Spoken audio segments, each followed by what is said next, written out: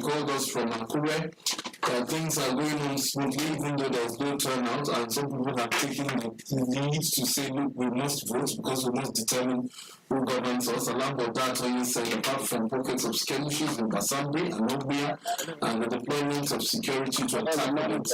Am I on to John? Good morning. Hello, is that John Madwabu? Hello? Hello?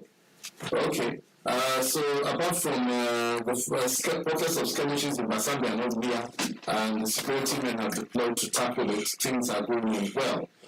Sorry, Mr. Modi, before we went to the calls, we were talking about the fact that is there anything that can be done? Although you said it might be a little late to convince voters. Because I know that the National Orientation Agency, even when we spoke to them yesterday, said they did a lot of sensitization and then making people turn out more to vote. But look at the reports we're getting, so quite in some areas. So is there anything that can be done at the moment? Yes, you see, Mr. Fabra, what was spoken from there. The fact is, I was expecting the National Orientation Agency to do more. But there are also challenges that the agency is facing in terms of adequate funding to mobilize and what have you. But I was expecting also the parties, the political parties, and also the active participants in the electoral process, especially the people that are contesting. They should have been able to mobilize people to move. You see, there's a fundamental problem. One, the issue of this change of money has been able to cripple the economies of some people to be able to come out and vote, even to buy food. Some people don't even have money. From Makudi. However, what needs to be done now is to still mobilize. But if you look at the history of Nigerian elections, once the first election is done, subsequent elections have always been, on the process of downward trend. People, while they are enthusiastic in the first election, the next set of elections, you find out that people may not be so much enthusiastic. But then, within the ambit of the current democratic tempo, what I wanted to see is that people come out, because these are people that are very closer to their hearts, very close to the grassroots. They are people that they should be held responsible for the development of the areas within which they cohabit. And therefore, Nigeria must come out. I'm so happy that Bukola or someone else from Akure, yes, said people were coming out. Yeah. But it is too early now. This is just about 9 o'clock. 9 to 10. Let us still till about 12 1 o'clock so that we'll be able to see, assess generally. Well, it might be too early to announce or not. Yes, it might be too early. Okay. Umar from Makobi, are you still there? Umar. Hello, Umar. Hello. Hello, Umar. Hello. Okay, I know Priska won't give me his line. Mr. Okochukwu, go on.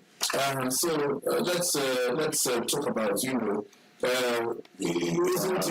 not even turn out? Look at what's going on in some parts of Bayelsa, even the same security man, but we think that at this time, when, we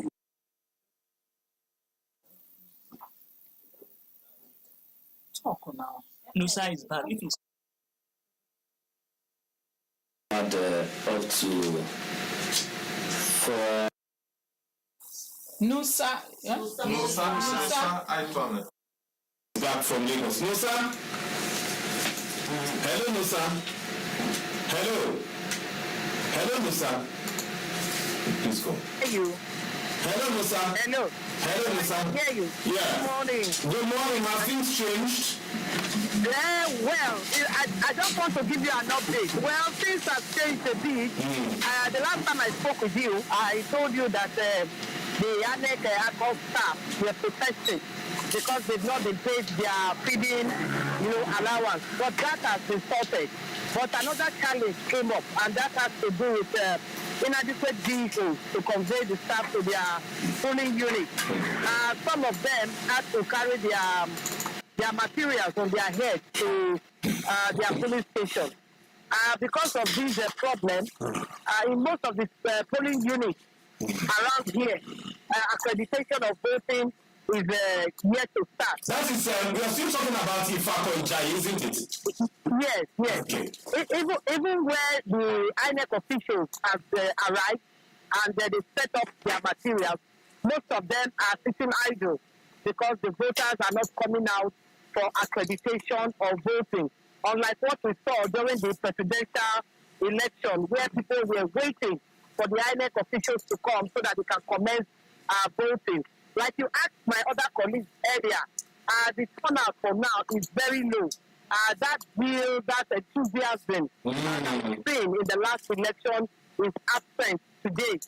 At Ijayi Ojokoro Senior High School, that place has about 4 polling units. As I'm speaking with you, INEC officials are yet to arrive. Like I said earlier, vehicles to convey them to their polling units is a big problem. But we have party officials on ground. But some party officials are not there. In some polling units, you have 2 party officials. Some you have 1. Others you have them complete. At the Ijoko housing estate, the center of attraction is the stadium, the mini stadium they have inside the estate. You have so many people there, playing football. While the voting or polling units, they don't have voters there for the INEC officials to, attend to. But in other areas, accreditation voting has started. The issue of BVAS that was reported in the last election is absent today. The BVAS are working, perfectly. There is no problem with the BVAS. John Maduagu from Umahia, Abia State. Of the polling unit. Okay. So, what is it about vehicular movement? Is there transportation difficulty in Lagos? Well, no, but I don't really know what has happened. In the last presidential election, they had enough vehicles to convey the INEC officials to their various polling units. But today, I don't know what actually, happened. And you've still not had access to the senior INEC official because you told us earlier that, you are trying to have access to him so that you could find out what the problems are. Yes, there was no opportunity for me to actually get hold of him and ask him because a lot of the INEC officials were on him, trying to get him to pay them their feeding allowance. One of the INEC staff actually told me that in the last election, they were not given anything. They said so. Their colleagues in other places were even paid up to 20,000, but they were not given anything. But at the end of the day, what was given them was not satisfactory. That they only gave them 6,000 naira, unlike what was given to their colleagues, 20,000 naira. So they were really annoyed and said they would not embark on today's exercise. But thank God, a lot of people came in, they tried to pacify them and they agreed. And some of them were actually, giving their money. Others were promised that they will be giving at the end of today's exercise. All right, thank you very much, Musa. Thank you so much for keeping us updated. Thank you. John Maduagu is back from Abia State. John, good morning. Good morning. Please, how are you today? I'm fine. How are you too? I'm very well. So which part of Abia State are you at, and what is happening there? I am in Umuahia precisely, which is part of Abia Central. Yes. And as early as 7 o'clock in the morning, at the two rack centers I visited, as early as 7:30, it was a big hub of activity.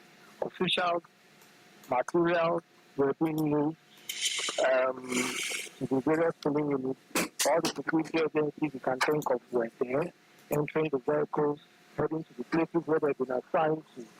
And at exactly 9 o'clock in the morning, at Urban Ward 1, polling unit. Hello. Voting commenced with the set of voters casting their ballots. The procedure was very seamless, very simple. The INEC officials started and set up the equipment on time, addressed the people, and everything started. It was orderly. People kept to their lines. There wasn't much noise or rancor, and the votes were being cast very quietly and then easily. So that is the situation for now. Movement of court is restricted. The only vehicles that are seen on the road are the Abdullahi Jalaluddin from Kano is on the line. But the line wasn't too long. I wouldn't attribute this to voter apathy. I would say people are waiting for any officials to start up before they start coming out to come and cast their vote. So I want to believe, because some people were making calls and telling they have started, so it can come now. So I want to believe that by the time I go back to some of the places again, the line could have been longer because already voting has started. The manner was voting did not start early in some of the communities. Hello? I say, in other words, voting did not start early in some of the communities. At the time it started where I was, it was exactly 9 o'clock. Okay. All right. It was exactly 9 o'clock. And while I was looking at the rack center, as the buses were leaving with officials and materials, others were coming in and picking those who were heading to various locations. All right, thank you very much, John Madwag. Abdullahi Jalaluddin is on the line from Kano. Abdullahi, good morning. Hello, Abdullahi. Hello. Hello. Okay. Hello. Yeah, Abdullahi, can you hear me? I can hear you. Yes. Yeah, so I know you talked to us, when the news was on, telling us that things were in place, but what has happened so far? Where are you exactly and what is happening now? Okay. I've been to many polling units this morning, about 15 polling units within the metropolitan, and most of the places I went, the accreditation began very early. The INEC officials were on ground very early, and people came out early to then begin the accreditation and the voting, and the voting has already commenced. But in one particular polling unit at the Guadalajara local government area, that's where one of the gubernatorial candidates there was a little alert because themselves with dangerous and the voters. Even myself and some of our colleagues, we had to run for our lives to move to a very safe place. But kudos to the security agents because within a blink of an eye, the reinforcements came to the place and those things were dispatched. And then some suspects were apprehended by the security agents, and now the voting has commenced in that polling unit. Though I have already left that polling unit now, and in another polling unit in the Karawa local government area, and so far so good the situation and Okay, apart from the issue you've mentioned about thugs and then the whole thing being quelled, what is the turnout like? Is the enthusiasm high? Are people, particular about this election? Well, the is quite appreciable. People are out of mass, especially women and the youth. And then these polling that I'm standing here in National Local Government area, this is where one of the gubernatorial candidates was here. And the CP has been mapped up in all this area. So far, so good. We didn't foresee any evidence of likelihood of anything bad happening here. So I think for now, things are very normal. Thank you, Abdullahi Jalaluddin. Thank you. We hope to hear from you in the course of the program as well. That's so good. All right, Mr. Gochiku, I was talking to you before we took calls, but After responding, you introduce report B.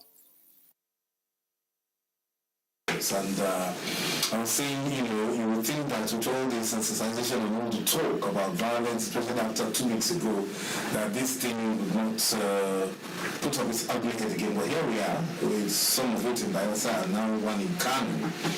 What do you think? I know we've talked about it, that people should refrain from acts, we've talked about reasons why it shouldn't happen, but then it keeps coming up again and again. So what are your thoughts, and how do we ensure that we stem it? I think the challenge here is how we persist power in this realm. Mr. Modibo just talked about some state governors after sitting as governor for 8 years, superintending over 3 territorial district, you might end up being one senator out of the district. For me, it doesn't make sense. And people in power, or maybe by extension, desperate politicians, believe that they should just be in the corridor of power for the rest of their life. So this kind of desperate politicians are the ones responsible for this election violence we experience in everywhere. Well, largely, in the past presidential election, we didn't experience violence like it used to be, because some people in the other media across the world, they describe Nigeria election as where you count ballot and dead bodies at the same time. And of course, this technology has gone a long way to stem that. Another point is the way the desperate politicians romanticize people's emotion.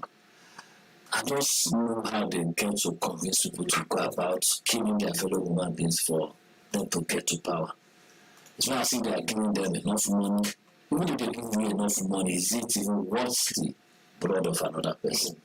So, the people are largely responsible for this, because you can hardly see a politician's son or wife or relatives being at the forefront of this violence.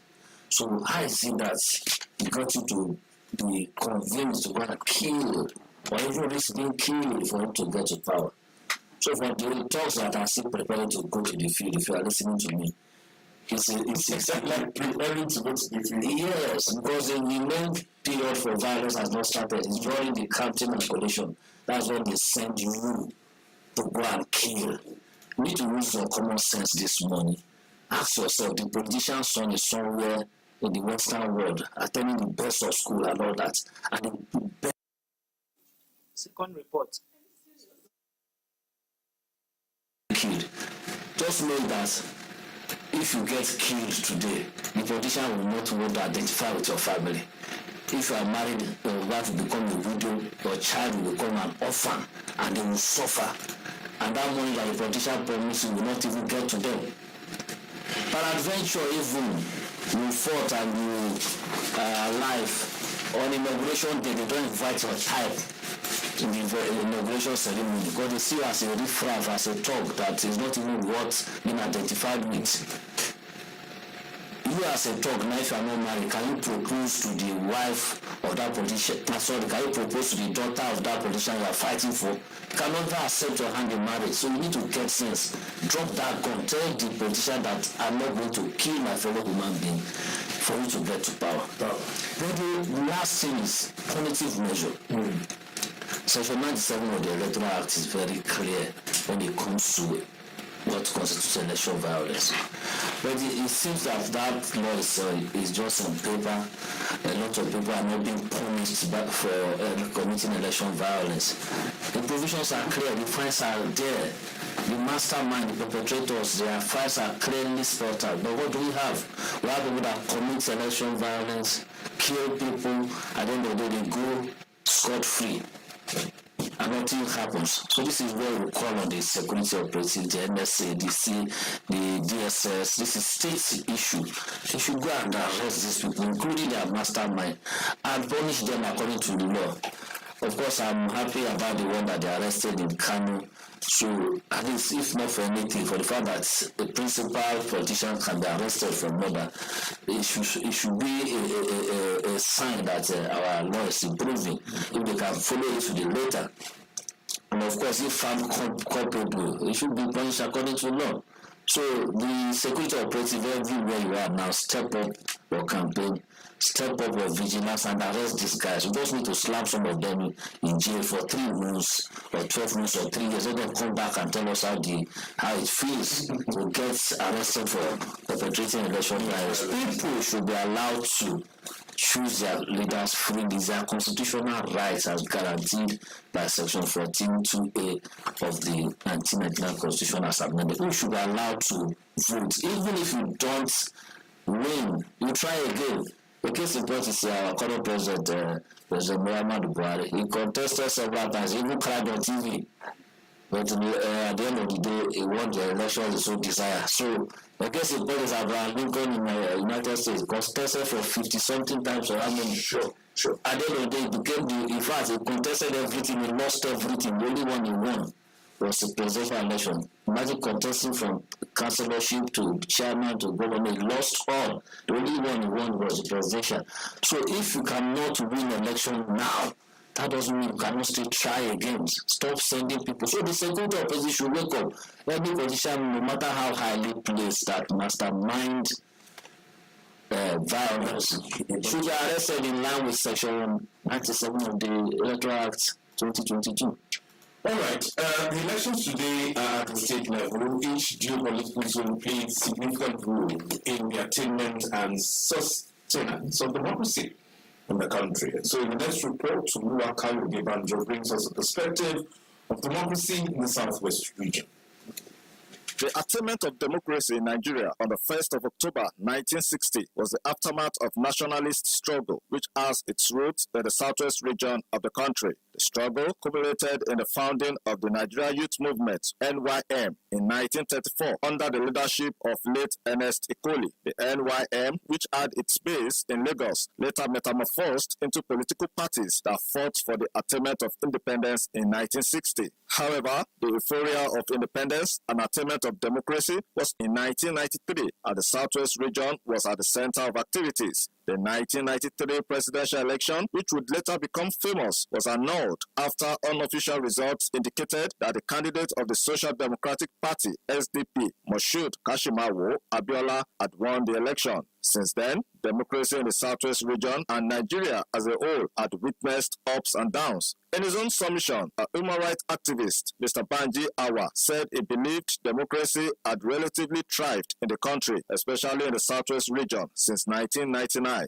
I think we are far better than not having democracy at all. We'll be challenges here and there, but at least we are progressing. To a senior advocate of Nigeria, who is also a former Attorney General and Commissioner for Justice in Oyo State, Mr. Bayo Ojo, the Southwest region do not play politics with tribal sentiments to a large extent, an attribute which is said had distinguished the region from its counterparts as far as democracy was concerned. This just concluded the election. As what I met Tinubu in Rama lost to Alhaji Atiku Abubakar of the PDP now. It seems like also why as well I met Tinubu and he said he lost to Peter Obiora and Eastern in Lagos. It's only with the Yorubas that we don't care whether you are from the east, from the north, or from anywhere. Once you appeal to their fancy, they will vote for you. However, a pro-democracy activist and member of the defunct National Democratic Coalition, NADECO, Mr. Moshood Erubami, argued that what Nigeria had witnessed over the years was merely successive civilian rules and not true democracy. In 1999, we started civil governance. The military that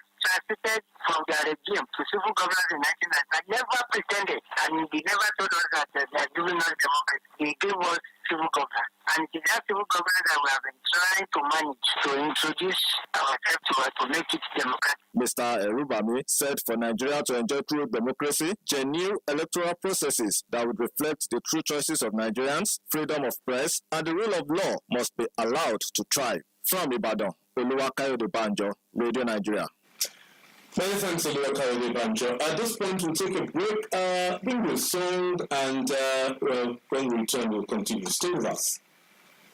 Radio Nigeria, uplifting the people and uniting the nation.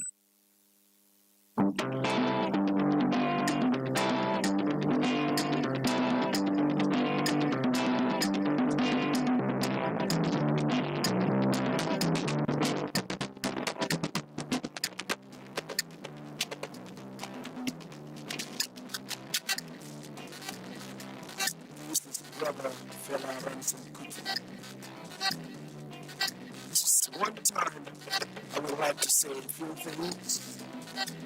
Men are born, kings are made, treaties are signed, wars are fought.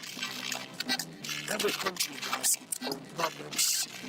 So has Nigeria, so has Africa. Let us bind our wounds and live together in peace. Nigeria, one nation indivisible. Long live Nigeria. Viva Africa.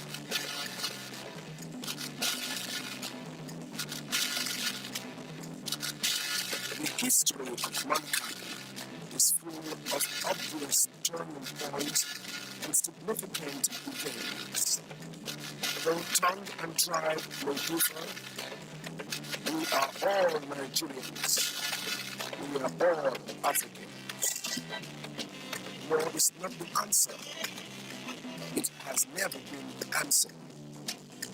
And it will never be the answer to fight amongst each other. Let's live together in peace. Nigeria, one nation, indivisible. Long live Nigeria. Viva Africa.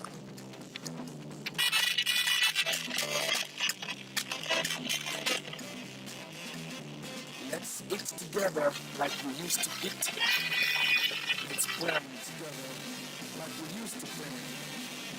Sing together like we used to sing.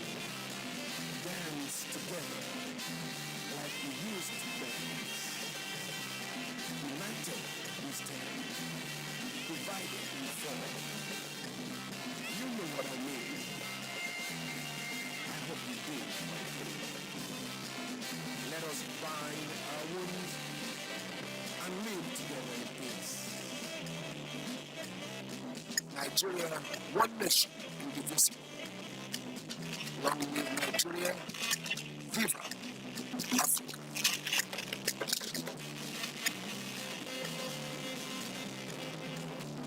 Brothers and sisters in Africa, never should we learn to wage war against each other. Let Nigeria be a lesson to all. We have more to learn towards building than destroying. Our people can't afford any more suffering. Let's join hands, Africa. We have nothing to lose, but a lot to gain. War is not the answer. War has never been the answer, and it will never be the answer. Fighting amongst each other. One nation indivisible. Long live Nigeria. Viva Africa.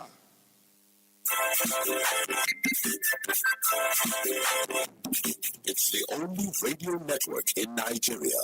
The network that attracts over 40 million high net worth individuals. Unarguably, the only radio channel that draws key decision makers through incisive and up-to-date news, scintillating sportscasting, and exciting programming. Radio Nigeria Network Service, the haven for discerning investors who wish to reach their target audience at the lowest cost per thousand. Your brand and corporate image deserve nothing less than a sustained exposure on Radio Nigeria Network Service. Try us today.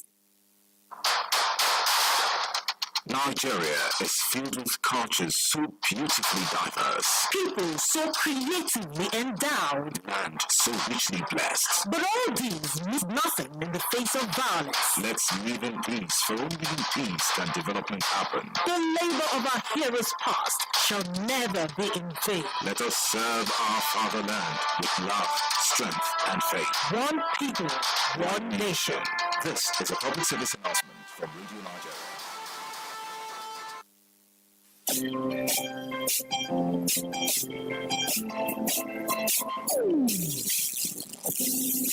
the call stand up, Nigeria. Change is here, it's going to spread. Change begins with you. Oh, yeah, make it go. Just first, change begins from within. Look at your eyes, how they roll out. Change begins with you and me. Change begins with me.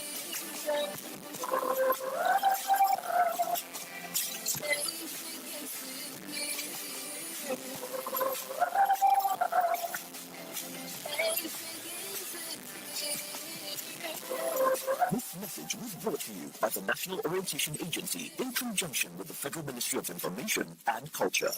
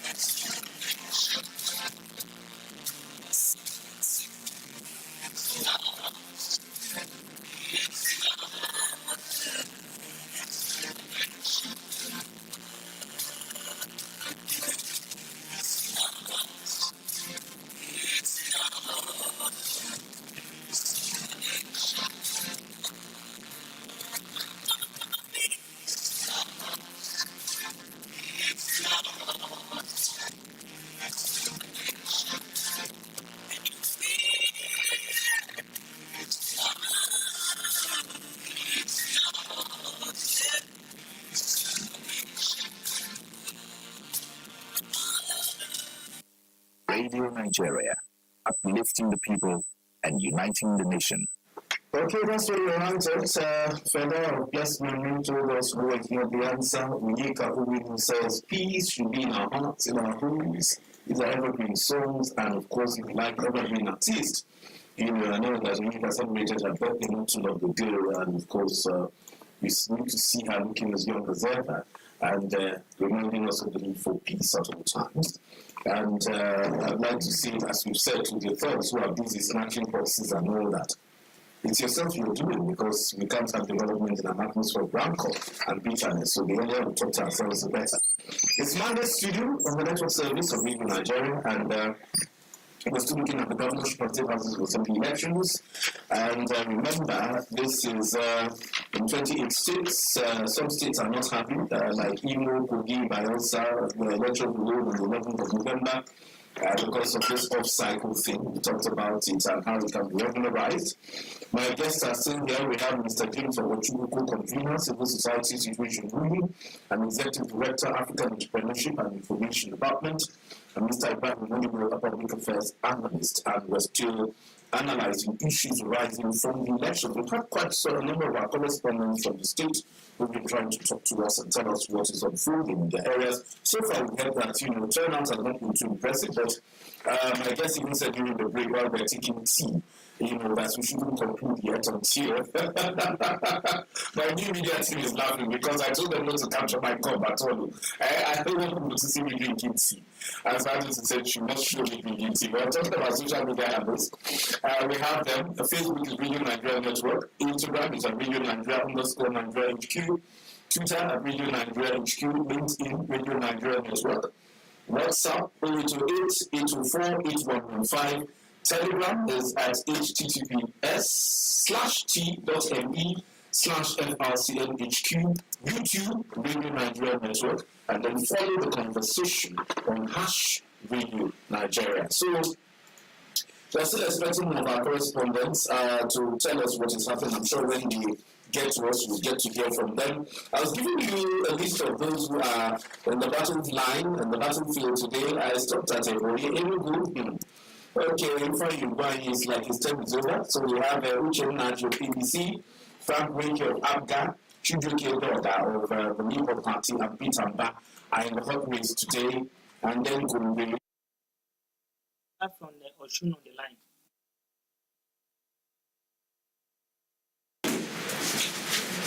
Hello.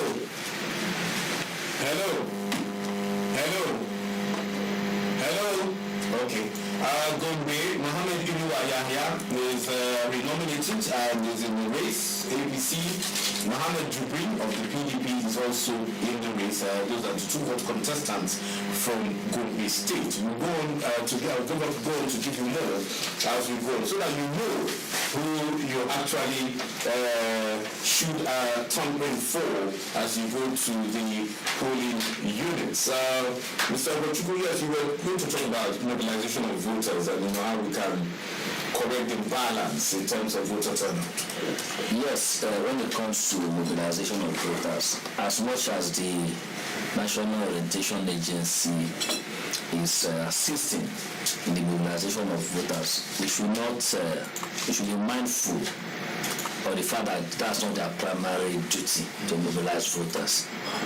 In fact, in the same climb, voters don't need to be mobilized in a democracy, because the only way you get people to power or recruit your leadership under democratic setting is through the ballot. It's in the military coup that you use bullets to recruit people to power, but in democracy we use the ballot. And of course, Section 14, Subsection 2 of the 1999 Constitution as amended say that it is hereby accordingly declared that sovereignty belongs to the people of Nigeria. From one government through the Constitution derive all its power and authority. So what is this telling you? Power belongs to you as a person. And the only way you can exercise that power is for you to say, this is the person I want as the president, this is the person I want as the governor, this is the person I want in my state house of assembly. The Constitution has already given you that power. So you don't need to be given orientation or mobilized to come and exercise that franchise. That power is already there. But the other people that really need to be mobilizing voters, which are not doing the way it's supposed to be, are the end beneficiary themselves. At the end of the day, Nero from Lagos. Nero Odufayo from Lagos is on the line. Nero, good morning. Yeah, good morning. Yes, thanks for joining us. Let me just post the report as my reporter. Okay. INEC officials arrived as early as 8 o'clock this morning with the materials and as an this morning some electorate areas like Shimula and Abuja have had their votes. And in these areas, I got that Abuja didn't keep out in the early hours as we experienced, unlike the affected of the election when voters have received the polling booths in the early hours of the election. And then the issue of security, I would say that though I'm not major security people like the announced by the police or the security of the state, because there is no presence of military personnel or even armed personnel carrier at some of the strategic locations where they were cited during the previous elections, areas like the see military personnel stationed at different junctions and strategic places, and like the Lagos that was they are helping to do the presence of the military last time during the presidential election, it was not experienced like this. No strict restriction of vehicular movement in those areas I also mentioned, and the people are seeing moving from one destination to the other without any traffic carrying back moving when they are not expected. And also, I've experienced during the previous election some use of the voting aid today the streets, on some major roads and other open spaces playing the game of the football. Also this morning, I have observed that some security approaches like the Nigerian Immigration Service, the National Drug Law Enforcement Agency, and other paramilitary agencies are meeting with the Commissioner of Police at the police command. We are yet to know the outcome of their meeting. Talk now, Babangida from Yola. This is from the Commissioner of Police, Shaibu. Hello. Hello. Yes. Hello. Hello, yeah. Leroy, are you still there? Hello. Okay, I think we lost that connection. We have Babangida from Niger State. Hello, good morning. Yeah, good morning. Yeah. Yes, this is Babangida Gallion from Yola, the Adamawa State capital. Okay, from Yola. Babangida, Yes. Hello? Yeah, I can hear you. Where are you exactly, and tell us what is happening? Okay, so for now, the election is going on smoothly. There's no problem. I'm together with the Resident Electoral Commissioner, and we've been to many, some of the main polling units, so to say, and also we've been to Iraq Center, and there's no problem so far. Election is going on fine, and most of the questions we ask whenever we are at the polling unit is how effective is the beavers, and even if maybe if there's any problem. And the response we used to have is that beavers are working on fine, and the situation is calm, and voters are queuing, security personnel are still on ground, and everything is moving on fine. Okay. Let's look at the number of people that have turned out compared to 2 Saturdays ago. Is it impressive? Yes, indeed. This is quite a development, so to say, because the numbers of the turnout for today's exercise is a bit higher, if I should say higher, in most of the places we've been to compared to what happened, just 2 weeks ago. So the turnout is, in fact, reasonable enough. Voters are out to cast their votes. Okay. Thank you very much, Babangida from Yola. Yeah, thank you. All right. Sorry, we were talking about mobilization of voters and stuff, before we went on to the call. Yes. Sorry, I'm so happy to hear this. I'm from Adamawa, Yola. This is the first time that we're hearing of mass turnout of voters. Very impressive, and also the givers are working very well. You see, first time in Yola, in the whole of this country, there are only 2 female electoral candidates of repute. One is Aisha Tubinani of Yola, and the other is that gentle lady of Labour Party in Rivers. This is Itubo. Yes, Itubo. These 2 women of distinction, women of class, and politicians that have been able to make their mark have brought the consciousness of women, because whether we like it or not, what a man can do, it has proven the woman can do even better. Therefore, yes, I strongly believe. So this thing happening now in Yola, I'm so happy. The people are trying to use their democratic space to see that they either bring up a new leadership or maintain the status quo. But in Yola, as it is today, the woman that is contesting for governorship is doing very well. And the challenges she's given the current governor, I won't allow you to do that. That's a campaign. No, I'm only supporting women. We are campaigning for it's okay. If you're talking about women generally, I can allow you. Yes. But to begin to talk about it, but what I'm saying, begin to give I'm trying to come to Rivers us too. Because if you look at what the Rivers women have been able to do, and also the kind of result that we saw at the presidential election, it is a pointer to things that are coming. I mean, that women are rising. I agree with Mr.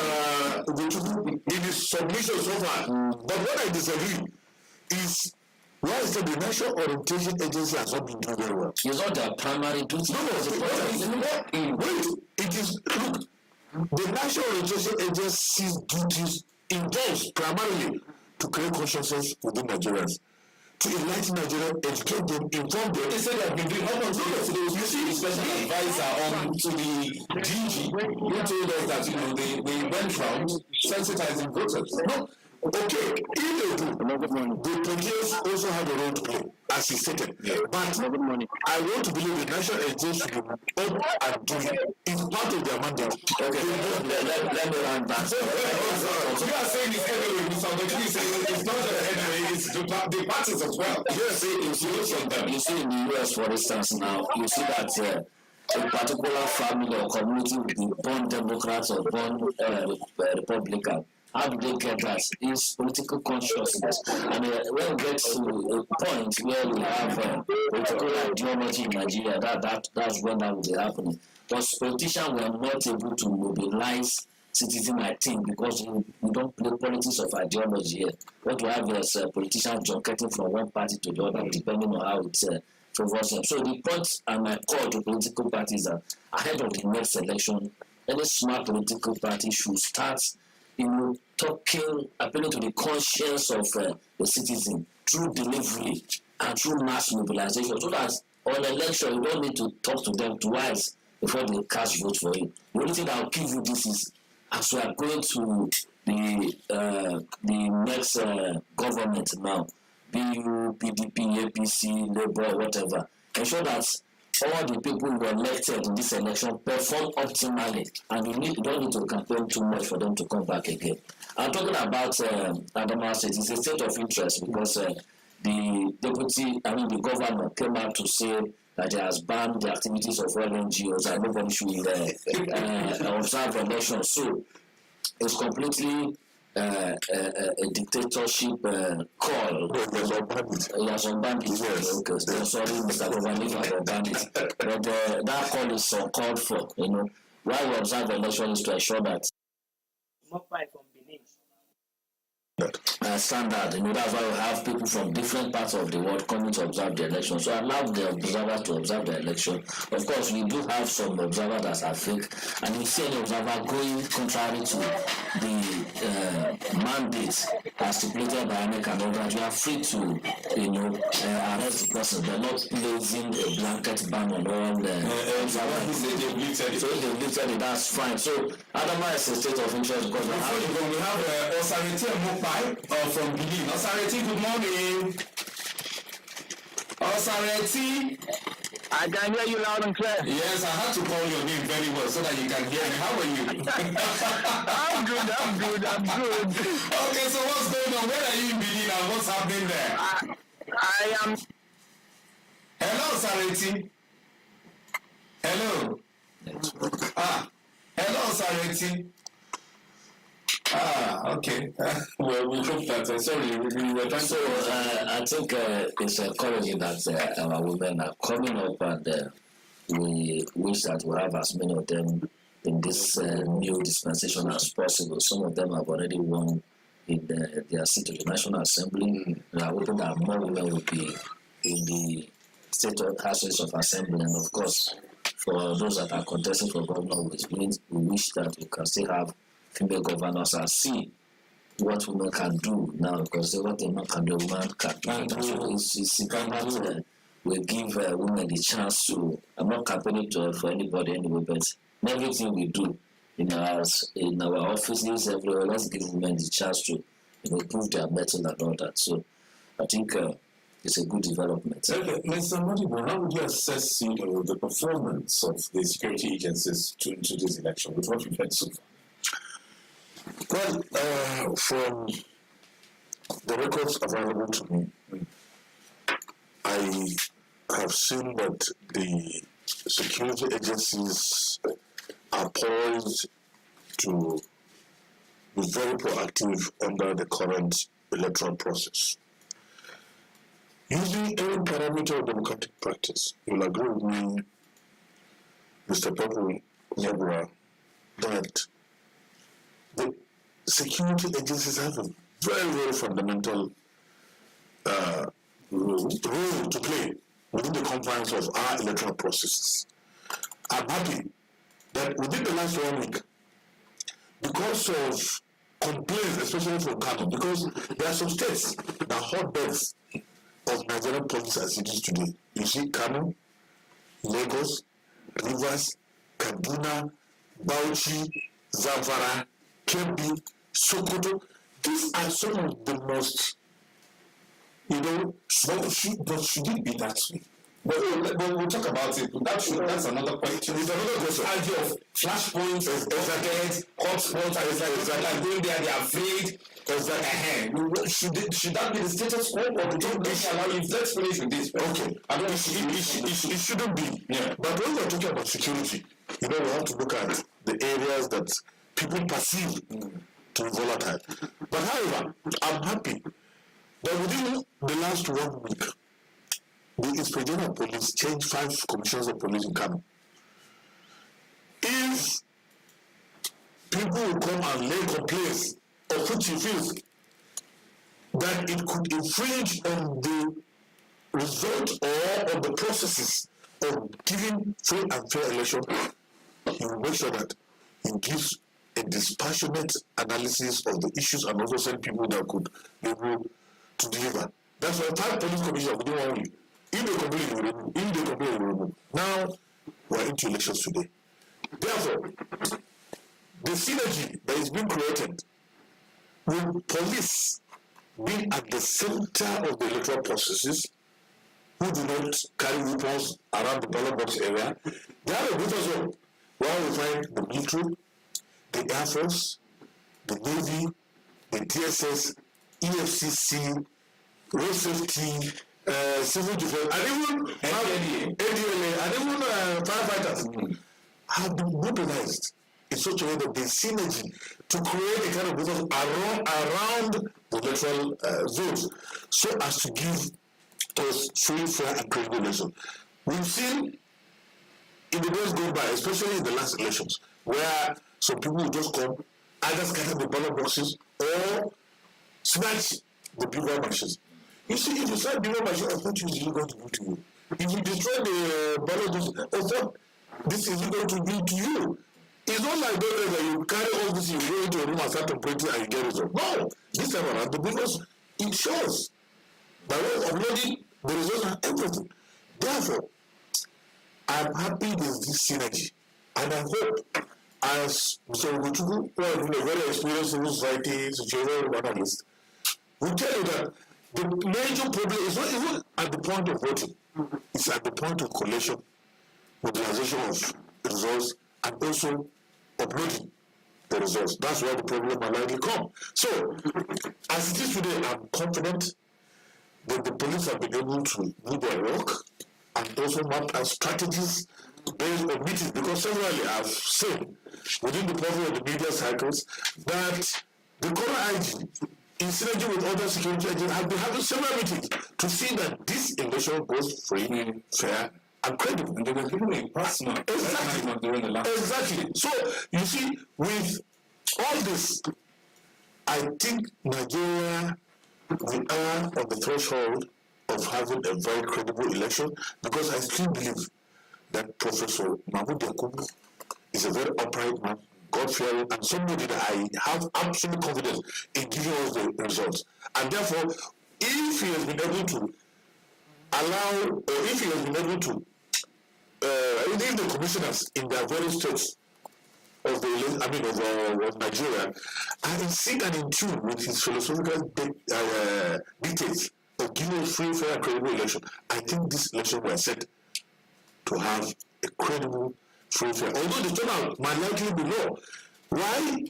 Because for obvious reasons, Mr. Barbara, that history has been able to, if you look at the past election, you find out that the first election always people will be enthusiastic. Yeah. They come out in mass. But subsequent elections, there's this like a bicycle attitude. Lackluster attitude. Because to me, this is the most important. Of course, it's supposed to be the most important because it is. So, I'll be surprised. I will not be surprised.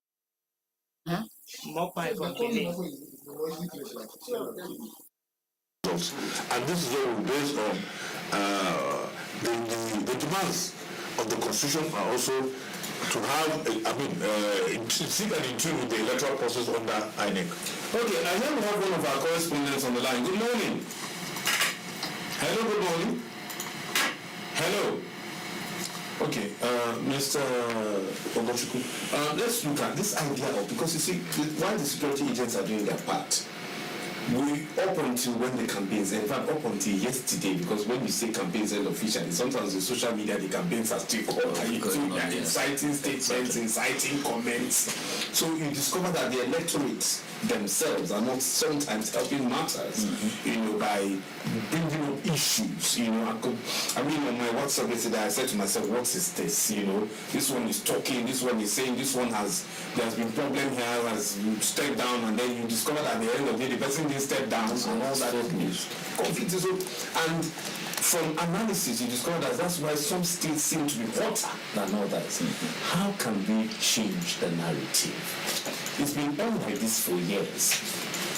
Well, the narrative can be changed through the instrumentality of the law. But the Electoral Act is very clear in terms of the place of all this incitement and all that. Abubakar from Bauchi. Abubakar is on the line from Bauchi. Abubakar, good morning. Hello, Abubakar. Hello. Hello, Abubakar. Hello, Abubakar, can you hear me? Go on.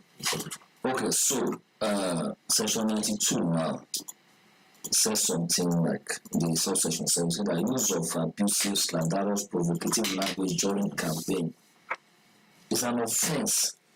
But the challenge we have is that weak implementation of this, people will do it and get away with it. So citizens need to focus more on issues than personalities. That's what we have not been able to do away with in Nigeria. We vote along personalities, we vote along tribal, we vote along religious line, irrespective of whether the person is capable or not. These are things we need to do away with. And in doing this now, we will amplify it further by castigating, putting fake news and inciting people against each other. So, before you go, I think Abubakar is back. Abubakar, good morning. Good morning, sir. Yes, you're in Bauchi. Yes, I'm in Bauchi. Is this in Alkaleri local government? That's the one I can remember. Alkaleri is the local government where the incumbent governor is actually from. That's where he is actually catches. Is that where you are? No, I'm in Bauchi Metropolis, but I'm in contact with most of our correspondents across the local government. Okay, so don't mind me. I just remember that Alkaleri. I think if I don't remember anything about it, at least I know Alkaleri local government. Yes. Because Alkaleri local government is where the oil has been found in Bauchi. I suppose so. Okay, so tell me your observations. Okay. As early as 7 a.m. in the morning when I went out, I visited some polling units. And what I have learned is there are a lot of people that have already come out to cast their vote. But at about 8:30 in the morning, most of the voting officials have already stationed at the various polling units. And even some of the polling units, the agents are the ones waiting for the electorate to come out and cast their ballot. At about 9, most of the polling units have started voting. And one thing that has actually changed is, if you compare it with the presidential election, is that there have been a lot of improvements.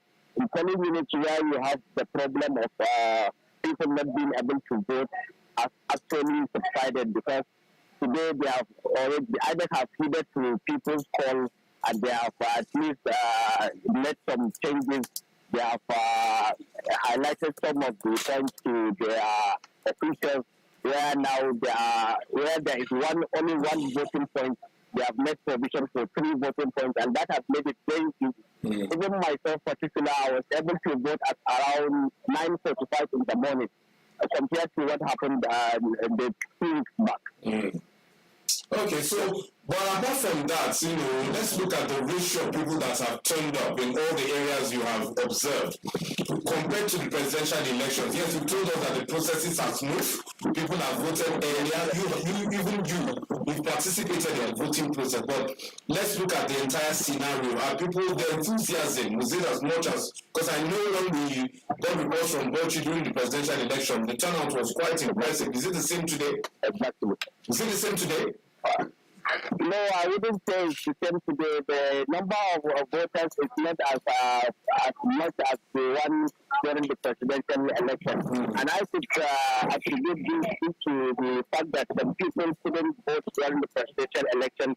They suffered on the queue till midnight, and maybe that is one of the reasons why people didn't come out today, because they were feeling that they may not be able to vote in time. Because some people have said that they will wait up to the afternoon time before they come out, so that maybe the queue has subsided. Okay. Maybe that's one of the reasons. I was going to ask you whether there's hope that people will come up, but you've answered. They're saying they are watching to see, and then they will join later. Okay. Abuka, Nado Rekina, why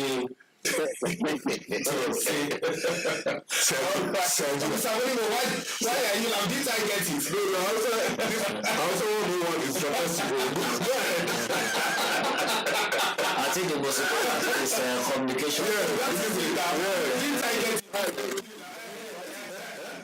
So God, you were saying, to stop this impunity, and rascality, so to speak. Yes, so the citizens need to talk to themselves. We should be looking at issues and not personality or religion or tribe and all that. So take a look around you. Those that are from your tribe that are being in power, how they help you or help your tribe to be better than any other tribe? At the end of the day, whoever I put to power will not change the cost of what you buy in the markets differently from every other person. They will not say because I'm from this religion, okay, because you voted me to power, you should buy rice cheaper than the rest. So, in promoting our candidate, which is fine, we should be guided by what the law said. We should not make it slanderous. We should not call names. We should not defame personality or tribes or any of that kind of a thing just because we want to put somebody to power. And those in government too. Those in power should enforce Section 92 of the Electoral Act, especially Section 92(7) and 8, where it is stipulated fine. The penalty for this now is, as a candidate now, you can be fined 1 million naira or 12 months imprisonment for inciting violence. But you don't see that happening. Why do we have this law? This just was made declaration. Time will start implementing it. What makes the Western world works is that everybody respects the law. When they say law knows no king, that is what is being practiced. Remember a case in point of the new British Prime Minister, Ronak. When he was not putting on seatbelt, he was just running a car and he didn't put on seatbelt, and he came out to apologize. That kind of a thing cannot happen in Nigeria for not putting seatbelt. So enforcement of the law is very important. So by the time we slam somebody to jail for 12 months for inciting violence, I think what that should be learned. We shouldn't have it in the Electoral Act for decoration. I don't want to believe that implementation is key. Implementation, therefore, individuals. When individuals pay 500. From Benin. Osareti Emopa is back. Osareti. Hello, Osareti. Hello, Osareti. What happened now? Hello. Honestly, I think it's the network. Okay, go on, Osareti. Yeah. Okay, we've been here since morning, and voting has actually commenced as at 8:30. When you say you've been here, where? I thought the information I passed earlier went through. Ogbeson, Restaurant Primary School in Ogbeson, it's a rack center. So we have about 10 units here, and at the health center nearby, another 3 units. Voting has started at 8:30. INEC officials arrived on time. There is enough security. Which local government is that? Turnout is very low. Which local government? Yeah. Hello? Which local government is this? Ikpobaoka local government. Okay, Ikpobaoka. Okay. So voting commenced as early as 8:30. Yes. Okay. Ward 3, Ikpobaoka. Okay. No challenges like it was 2 weeks ago. Beavers, everything is working well. Everything seems to have been arranged. As of last week, some beavers were not performing well in this unit. We referred them to a standby. But today, no complaints from beavers. It's working perfectly. INEC officials are cooperating. We have enough security men on ground. The few voters on ground are comporting themselves creditably. Okay, when you say few, that is the turnout is not as impressive? Less than the word impressive would guarantee. It's far less than impressive. I mean, it's very, very low. And from your observations, what do you think are the likely reasons? I spoke with 2 or 3 voters, and the voter party we seem to be seeing here, they are touching it to what happened last Saturday. They were not happy with the results. I had one voter who said he was able to mobilize a vehicle to bring voters from his area down to the polling units. But today, he could only bring just 2 people as the rest of them refused to come. So that was his own reason. But other people that are here, a lot of them I've seen discussing. I can tell you, as I am standing, about 90% or more of people here right now have voted. Okay. They are just waiting for the votes to be counted. Okay, so just are sitting doing nothing. Do you think that it will improve? Because like some other of your colleagues have said, they think that later on people will come out. Do you see any sign of improvement? Well, as I'm speaking to you, I'm seeing 1 or 2 people trickle in. I don't think the number will get up to a quarter of what we recorded by voter turnout. But people are still coming in trickles. Okay. So I don't think it will improve that much. But maybe a little improvement. All right, Osareti, how do they say goodbye in your language? Yeah, exactly. Okay, Osareti. All right, bye-bye. Bye-bye. Wakini.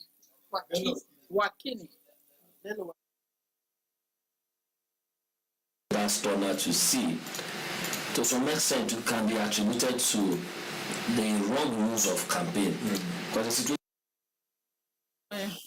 Wakili from Daura. Bello Wakili, so I'm sorry for interrupting. Bello Wakili is on the line. Bello, good morning. Good morning, sir. You are in Daura, I suppose? Yes, I'm in Daura. I saw your report yesterday. Direct. Yes. Which polling unit in Daura? Sarkin Yara Ward B, where President Muhammadu Buhari just cast his vote. Okay, Sarkin Yara. Okay, so tell us what went on there.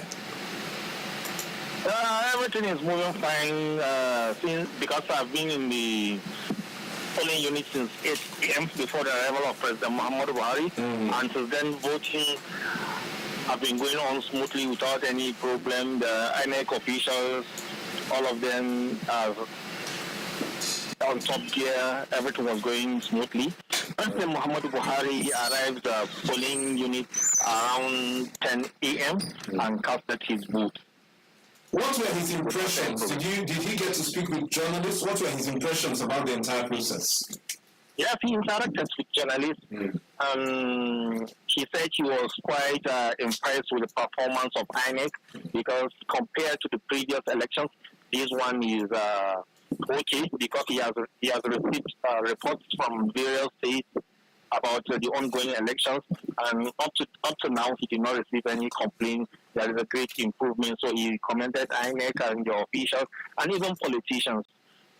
Okay. Apart from the fact that the president has voted and is satisfied with what has happened, did people turn out as is expected? Yes, there is a mass turnout because I left Katsina this morning around 7:30 a.m. to Daura, which is about a 45-minute drive. I'm all the way from Katsina to Daura. I saw so many polling units along the route, and there were mass turnout, especially women. All of them were on queue. They were voting up to Daura. there is a high turnout. Okay. Thank you, Bello Wakili. At least we've got to hear from the president, saying that. Yeah, but from there, I think the president said he's optimistic that his party is going to win, and he also called on Nigerians that not to allow politicians to give them money to vote. Instead, they can, if there are any politician offer them money, they should collect the money, but elect the candidate of their choice, not to allow their votes to be influenced with money. Okay, thank you, Bello. Thank you very much. Thank you so much for talking to us from Dara, where the president has voted Sarki Yara vote, to be precise. We don't have any issue about vote buying, even though I haven't asked, but I'm sure if there have been such features, our correspondents would have told us. We've not had any so far. Let's hope that it goes that way until the end. After all the conscientization by CSOs like Mr. Gochiku's and people like Mr. Modibu who have been talking to say, don't sell your future. Okay, so Mr. Gochiku, I think I should allow you land. Let me land up quickly. So the wrong use of media and wrong campaigning has a lot of influence on what we are having. For a situation where you use your platform as an influencer to say certain things in the media, a lot of people repost it and all that. At the end of the day, people will be afraid. When you put fear into people, nobody wants to die, so people would rather stay at home than risk being killed because they want to participate in the elections.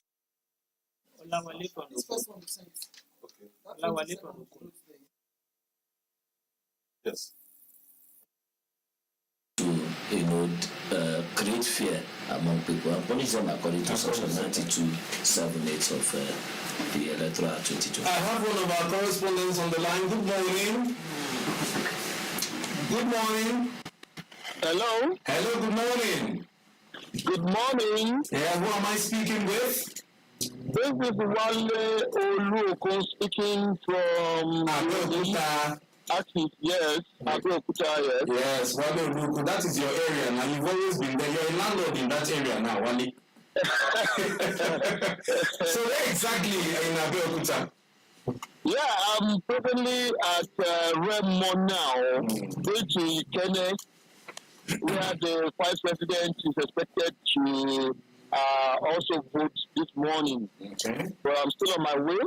But the exercise is currently going on smoothly and peacefully across those places that I've already visited. I've been to Shagame, I've been to Ijebu, Ilade Ijebu, I've been to Debulu this morning, and the exercise is going on smoothly in all these places.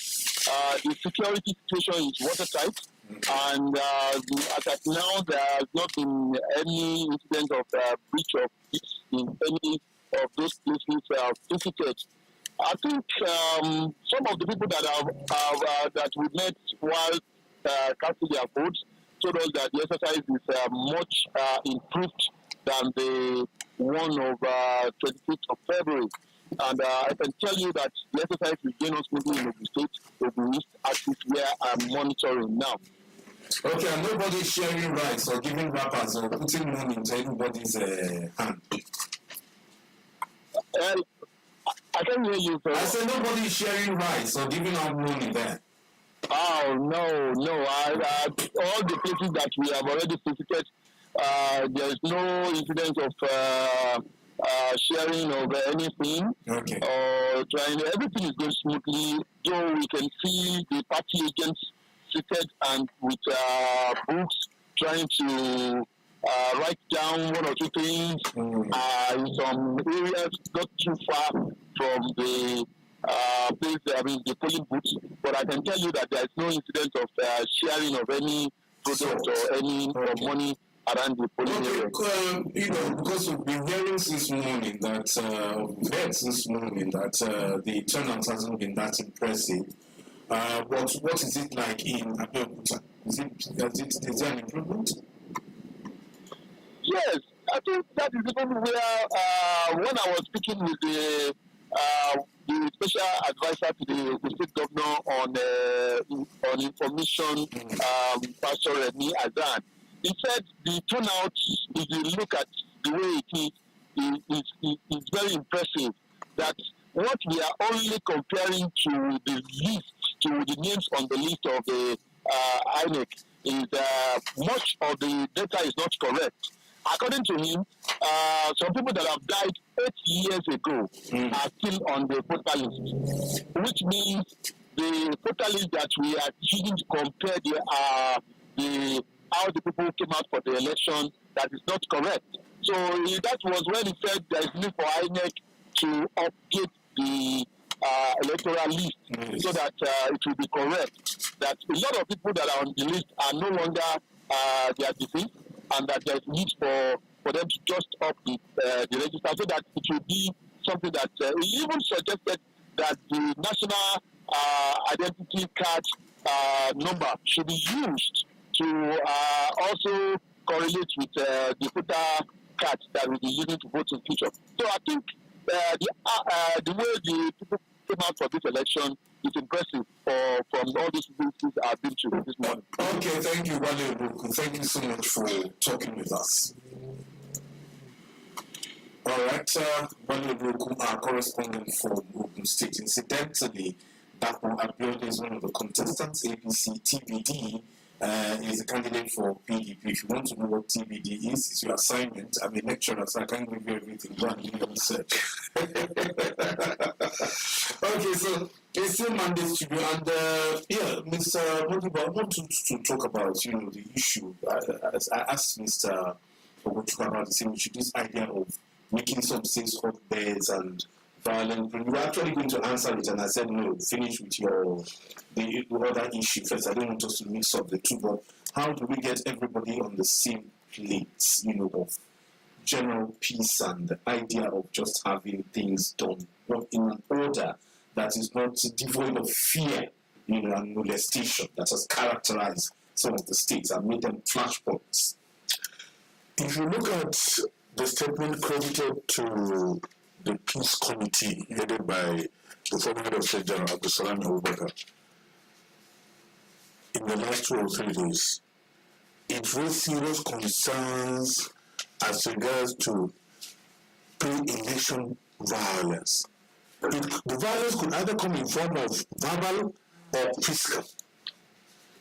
And it has been a problem that's been associated to some of the states. Because in some of these states, the politicians look at these elections as if it is a do-or-die affair, Mr. Mabura. So these politicians, they are hanging on to governance as if it is an inheritance issue.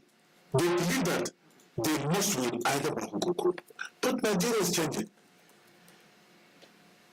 If you look at the National Security Advisor yesterday, he came up on the air and was saying that, look, security is set to deal decisively according to the laws of the land for anyone that remains trouble.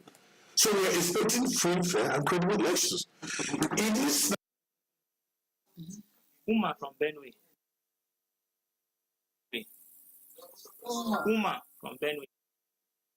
Sorry to interrupt. Sorry. Uma from Benue is back on the line. Uma. Hello, Uma. Hello.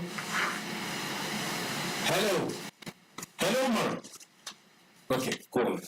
Sorry. As I've stated, in this patriotic and nationalistic intervention in the process of good governance, Mr. President is laying a solid foundation built on some of his promises before coming into the top as Nigeria's president. If you could remember, he had 3-point tripodal structure of which his government will build. 1, fighting corruption, taming insecurity, and also laying solid foundation for builders of democracy, especially roads, networks, and all that.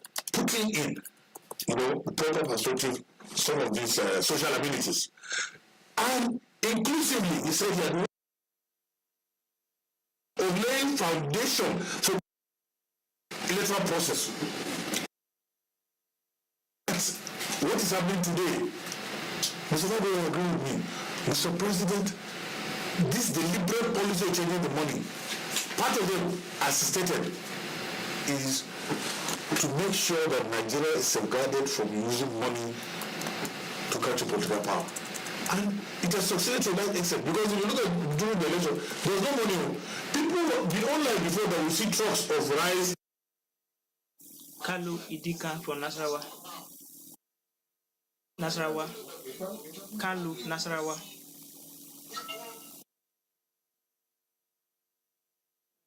Is on the train, DSS is on the train, ICBC is on the train, and virtually all security agents, they are on the train. We have our correspondent, from Nasarawa. Good morning, hello. Hello, good morning. Hello. Okay. Sorry, Mr. Modi. Yes, so as I was saying, these security agents have been put in place to monitor, to see those that will be able to offer money, as they stated, no vote buying and no vote selling. Therefore, it's possible now for us to have an evolution of credible people. That's why today there are some flashpoints. There are some states that are flashpoints. If you look at states, you see like in the northeast where I come from, there are 3 traditional states: Borno, Yobe, and Taraba. These are traditional states that have, from the dawn of history, from this democracy started, they have never changed political party. Taraba has always been PDP, Yobe APC, APC and APP and ABC, Yobe and Borno. These are all the same. But there are 3 also states that have all been changing. You see, Bauchi, Gombe, and Adamawa, they are ruled by 2 dominant political parties. So there is no definite feeling that look, this party will win. It's not there. So the challenges are of paramount. Bauchi, for instance, the coming in of the former Air Marshal Sadiq, the former chief of air staff, into the provider has changed the political geography of the place. So it is a highly contested area that will be seeing a lot of issues coming up. Even Gombe, if you look at Gombe, the current governor is also having some problem within Southern Gombe. That's why he had to mobilize the CAN and everything, begging them that look, he knows that he has stepped on toes, but he's going to rectify. Then they give him another chance. This democracy is beautiful. Because it allows, if you're not doing well, you come and beg. It will pay you. Exactly. You become humble. Then you will be humble. So because you know that the dealers are the being sweep where you just lie. Yes. From one tenure to another. Because they know that now the vote counts. Your vote is your political power. Therefore, if you're not doing well or you stay on those by injuries, obsessions, traditional orders, they will show you. Because the beavers are very effective, and these governors know that with the antecedents of other governors losing elections in the Senate. Senate, you are a governor sitting of the whole state, but just one political zone, one small area, you cannot win. That shows you that, look, heads are likely to run. Yes. There are a lot of governors that would likely lose elections because they're not done. And this is also a pointer, Mr. Fabio, that if we're going to the next elections, politicians are going to be meaningful. I know some of them will start making plans to scrap beavers because they know that beavers will not allow them. But society will exactly. But I'm telling you that it humbles politicians. Now the next set of politicians, believe me, they will not be stealing money left and center and as people are behind. Do you think they will work for the people? Do you think because I'm happy that we're talking about this because some Nigerians still do not think that even with the technological tools that fine surprises emerged,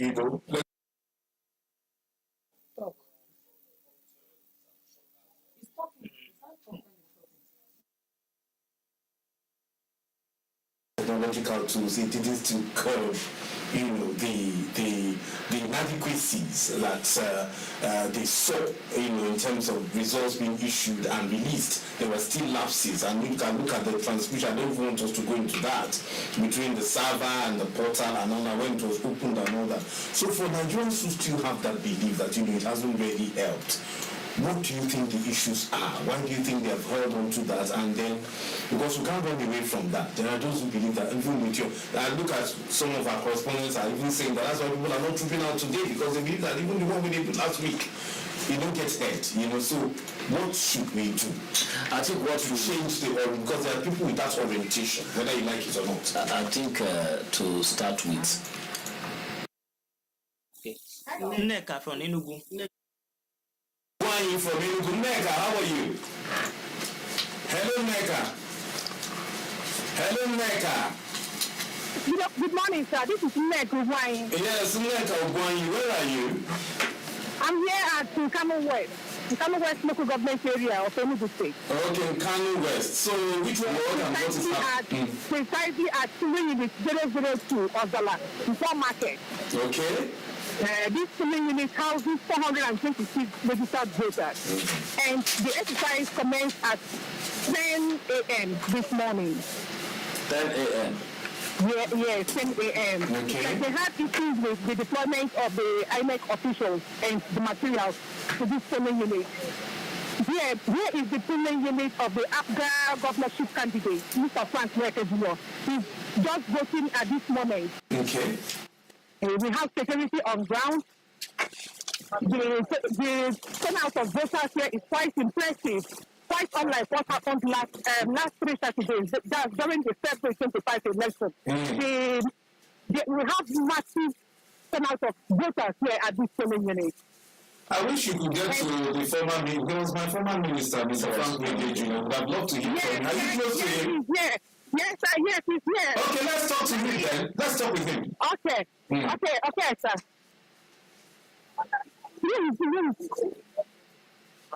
Hello. Can you talk to Nigerians? Monday studio. Talk to Nigerians on the progress of the exercise. You're invading my privacy. I'm trying to catch my vote. This thing should be done in secret. Okay. But I'm here in my polling unit in Core Market, in Ishozara community in Kano West local government area of Enugu State. And the process so far in this area is proceeding well. And I was just about to cast my vote before my dear colleagues and the media decided to invade me. So having made these few comments. It's a good invasion, sir. So that you've told us it's peaceful. Statement. With the secrecy and the privacy that is required both by law and by right. Okay. I didn't see anything. I won't say I didn't see anything. I didn't see him. Okay. All right. Thank you. What is it? You're gone. We also visited some polling units in Nkanu East before coming to Nkanu West, because I and my team are covering Nkanu West and Nkanu East. In this area, we have 3 elections holding today. That of government election, House of Assembly, and the senatorial district, that was for Enugu East, the senatorial district, which was shifted to today because of the murder of the Labour Party candidate. So the election has to be shifted today. Maybe that's why we have this unprecedented number of voters in all the polling units we visited. We at the polling unit of the governorship candidate, that's Mr. Peter Mbak, at Mbabuzo in Nkanu West before coming here. The turnout of voters was also very impressive. Security inside. People are excited to participate in this process. In fact, the enthusiasm is not here in these 2 local government areas. I must commend the turnout of voters. Okay. They are very excited to participate in the exercise. Nneka, I'm happy with you. Thank you so much for talking with us. Olumo is on from Lagos. Yeah. Hello, Kubara. Yes, I can hear you loud and clear. All right, right here at Alimosho local government again. Voting for most of the polling units visited in Egbe, Jimu Ikotu, and we got the area. I got that.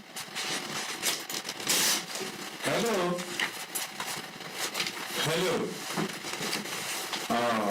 Must be network there. Kikeloma, try again and see whether you could get us. Okay, so we went from where Mr. Frank Nweke Jr. was talking about invasion and privacy, you know. So if you don't talk to us there, why would you talk to us? Is it when you get to your house you talk to us? That's fine. Anyway, we hope that he has spoken here. We were happy he told us the process is smooth, and Nick also told us, you know, that everything is going on well. Yeah. I think the beauty of this Mother Studios is situational report we are getting, hoping that all the people concerned will be picking up where there are challenges and taking care of that. So, in continuation of what you've been saying, you see, the technology has come to stay, and the fact that you didn't get network in where we are now will not make you to throw away your phone that is not working. So, like I said before, I not need to be looking at 6 challenges that have been thrown up, and of course, try to write it.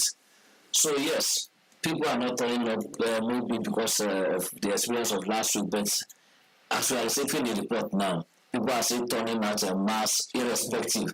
So I think it's a case of what is your interest in this particular election. I want to put it that where people don't have any stake or interest, they tend to do away with it. But in other places, there are several places in Daura, in Enugu here, in some places in Lagos, Akeri, in Edo, and others. Alpha Yakubu. Alpha Yakubu. Alpha Yakubu from Kogi State. Alpha, good morning. Good morning. Yes, are you in Lokoja? Yes, I'm in Lokoja, the state capital. When you called me last time, you said you were in Ganaja. That was 2 weeks ago. Are you still in Ganaja? Hello? Are you still in Ganaja? Hello? Hello, can you hear me, Alpha? Hello? Hello, Alpha, can you hear me? Yeah, I can hear you. I said when you called me 2 weeks ago, you were in Ganaja. Are you still in Ganaja? I'm still in Ganaja. That is my area. Okay, so what is going on in Ganaja? Tell us. Well, Ganaja this morning is peaceful. There's a little deviation from what we witnessed last election because the official INEC officials came very early with the election materials. And but one thing that is cause for concern is the voter apathy. That people are not turning to the vote. And when the few of them that are spoken say they are not convinced that whether they are going to count or not. So I was able to speak with some of them, try to encourage them, but some of them still insist that yes, they are just voting. Above all, everything is okay. The security apparatus is okay. Everywhere is cool and calm. Okay. Do you anticipate that, as the day progresses, people will come out, or people will still turn up? Yeah, I'm anticipating that because even one of the personal experiences within the area, and even people are still societies that this time around their vote must count. And so I think we're encouraging them that if they don't vote, they cannot compress the result of the election. Okay, I'm happy that you're doing the advocacy. It's good, as a media man. Okay. Mr. Modibo, you want to ask him a question? Okay. No. Okay. What I wanted to say. Okay, let's allow him. Oh, okay. Alpha, is that all? No, I'm still here. Is that all the information you have for? No, from the result I got from the reporter that was sent last week, the governor had protested. And the situation in Okene is calm. Okay. Even I think himself is also calling for peace in the area. So far so good, the Kogi Central is calm. And from the east, another moment we also report that the place is calm, unlike the other elections where some people were killed in Aruba. As at this morning, no report of such incidents. Okay. Thank you, Alpha Yakubu. Thank you so much. Yeah. Thank you. Mr. Modibo, let me just finish. Okay. Let him. Okay. So that you don't lose his thought. Because whenever Mr. Modibo is talking, he is always having breaking interventions from this thing. So we are not able to, some things to submission. Let me quickly state here. I want to slightly respond to what Nneka stated from Enugu. Yeah. Having interviewed the former minister. Yeah. Our minister. Yes. We were together with the grad students. Okay. So I was expecting that he's the only one so far in all the governors that have been interviewed. You see, presidents, even during the last presidential election, all the presidential aspirants, or candidates. They spoke. Even President Buhari spoke at the point of election. So as a media, as somebody that has headed the media industry, I was expecting to speak more. Yeah. In fact, that's why I gave you the opportunity to give us a picture. That is it. That is the benevolence of a journalist. You've been so benevolent that you've allowed him the lecture, but he said that we are getting privacy. When you are looking for governorship, you are looking for election. So to me, media people are our problems. All of us that are in this problem, once you read this thing, you don't want to, to contribute to knowledge and to contribute to history. Because by talking, it's also contributing to history. Absolutely. Yes. Absolutely. So I think this is slightly the way I want to know. Okay, so thank you very much. I think it seems the former minister is under pressure and they want to see the outcome of the election as soon as possible. Anyway, is a hotbed in terms of the leadership recruitment for this one is a highly contested race. So now, let us triangulate the report we've been receiving so far in line with the issue of turnout or no turnout can be related to Beavers. From my own little analysis here, I don't think the turnout has anything to do with the performance of Beavers or anything, because last time, despite all the challenges we had, the functionality of Beavers was never an issue.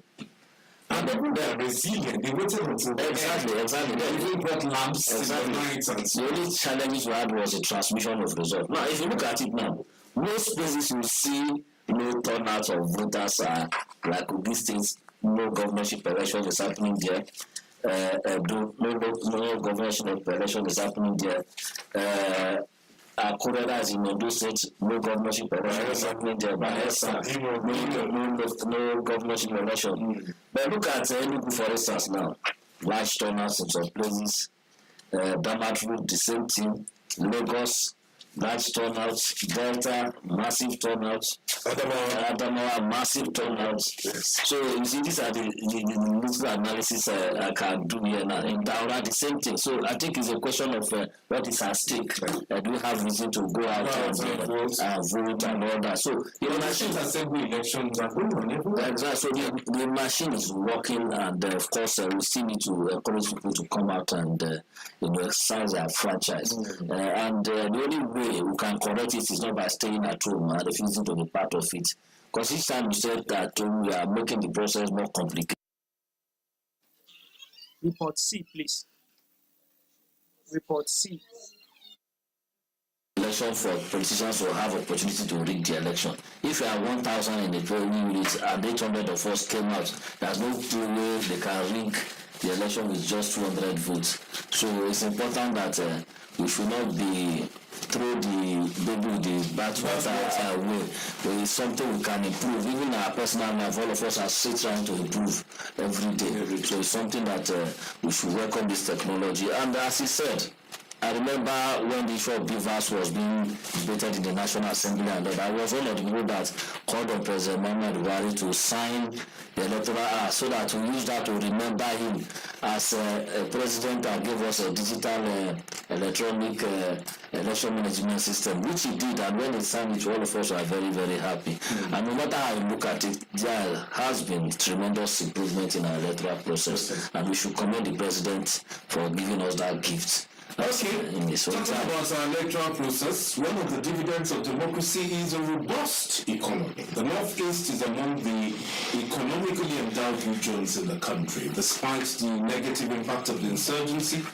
Our correspondent, Dauda Elia, in this special report says there is light at the end of the tunnel with the oil exploration in the upper Benue Troughs, Kulmani River Field in Bauchi and Gombe states. Let's take his report. Seven states of Kaduna, Kano, Katsina, Jigawa, Sokoto, Zamfara, and Kebbi is the most populous zone in the country. A 2016 survey by the National Bureau of Statistics places the population of the zone at an estimated 49 million, which is about a quarter of the country's population. From independence to date, the zone has produced 6 Nigerian leaders, which are civilian presidents Alhaji Shehu Shagari, Umar Musa Adwa, and President Muhammadu Buhari, as well as military heads of state, Generals Murtala Ramat Muhammad Buhari, and Sani Abacha. In an interview with Radio Nigeria, Dr. Abubakar Umar of Umar Musa Yar'Adua University, Katsina, said the Northwest Zone owes its political development to the socio-economic and political synergy it builds with other regions of the country. Democracy is the aim of government. Make the Northwest to become a political heavyweight in Nigeria. And that is the Northeast, comprised of 6 states of Adamawa, Bauchi, Borno, Gombe, Taraba, and Yobe states. The region constitutes over 30% of the country's landmass, with about 284,000 square kilometers and estimated population of 30 million people. Northeast is endowed with rich arable land suitable for the cultivation of different varieties of crops, large concentration of livestock, fishing, and rich mineral resources such as limestone, uranium, and petroleum. However, all these potentials are yet to be unlocked due to insecurity, environmental and development challenges, particularly in the Lake Chad area. A professor of agriculture and advisor to Nigeria Governors Forum, Professor Babagana Abbagambo, said the agricultural potentials of the region, if fully harnessed, can feed the entire West African sub-region. First and foremost is the presence of the Lake Chad, which is a source of fresh water in an arid environment, agriculturally, fishing, vegetable farming, large-scale rice, wheat farming, etc. Then, of course, you have the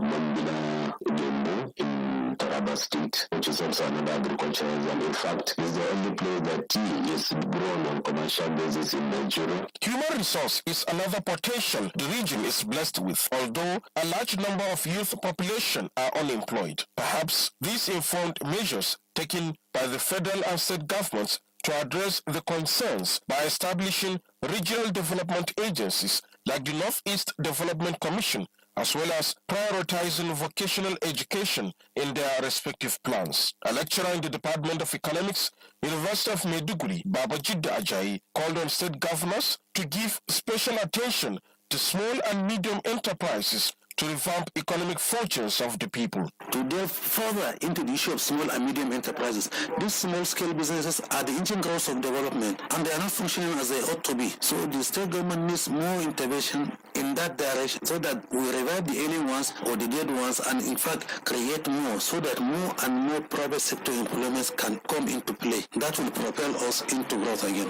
As you can see, look at Borno now. Despite the insurgency, look at how the city is developing. So it's a market for everything, and you need the small-scale enterprises to satisfy this market. The region is also known for international trade and commerce. Director General, Borno State Chamber of Commerce, Industry, Mines and Agriculture, Bosima, Malam Abdu Usman, said there are products suitable for sub-regional and continental exports. Before the insurgency, if you look at it carefully, then we are growing cotton. The cotton belt starts from here, if you go a little bit after Kondaga, up to Gombe and beyond. That is a whole cotton belt. And we are second to none in the world. That is why you had there's a ginnery in Adamawa, there's a ginnery in Borno, in Biu, there's a ginnery in Gombe, there's all this one. And it's a #1 export product. The experts are confident that with the commencement of oil exploration in some states, expansion of power generation capacity, and recent stability in the region, Northeast will bounce back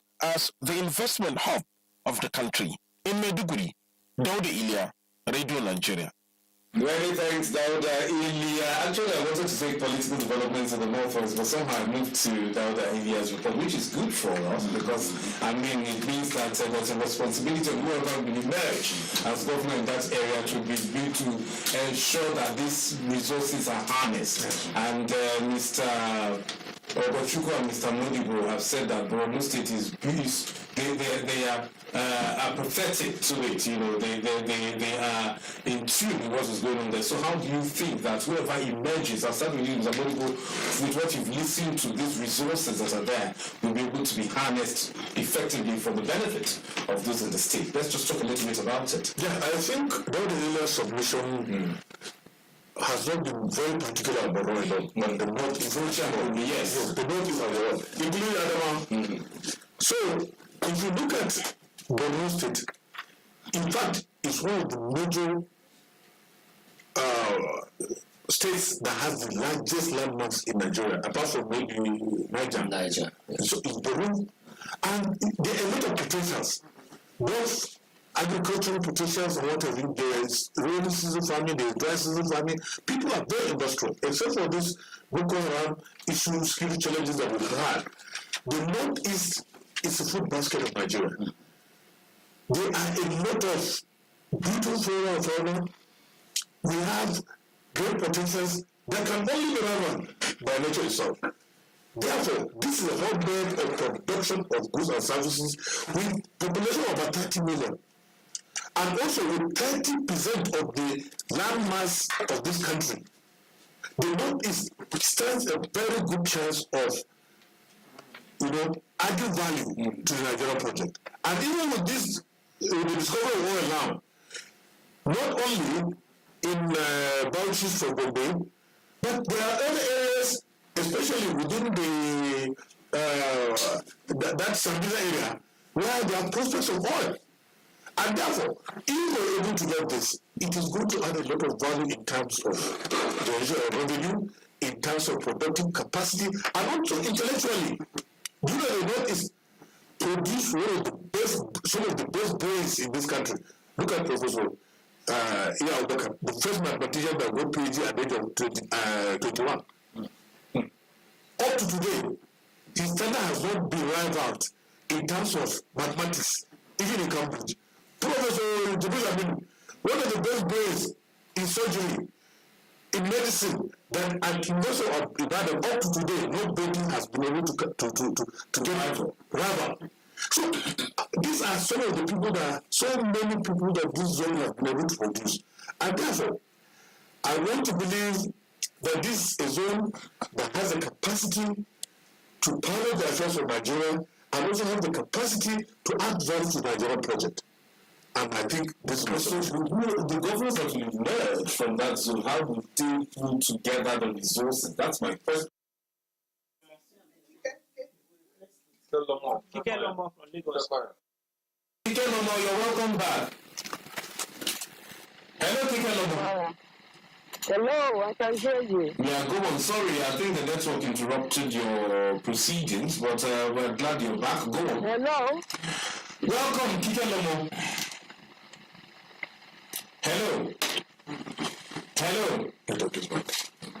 Yes, as I was saying, you see, this is the time. It's a decisive time that whoever wants to aspire to govern this state in the Northeast must make sure that he delivers the laws of democracy. Because Bivas is teaching people a lot of lessons. If you cannot, you see, the days of this printing, stealing, and accumulation of wealth by people in authority, either governors or legislators, is fast going. You must provide dividends of democracy to people, otherwise, the next ballot box, they'll send you away, they'll send you out. So therefore, all these governors must think within the box, or even out of the box, so to say, to see how they'll be able to harness, tap the potential, harness them, and also propel the wheel of progress by way of look at inwardly towards general revolution, generation, implementation, disbursement, and what have you, to be in sync and in tune with what the people like. I have seen governors, especially in that region, that went to look for Senate, because they know done anything to their own people in their own zone.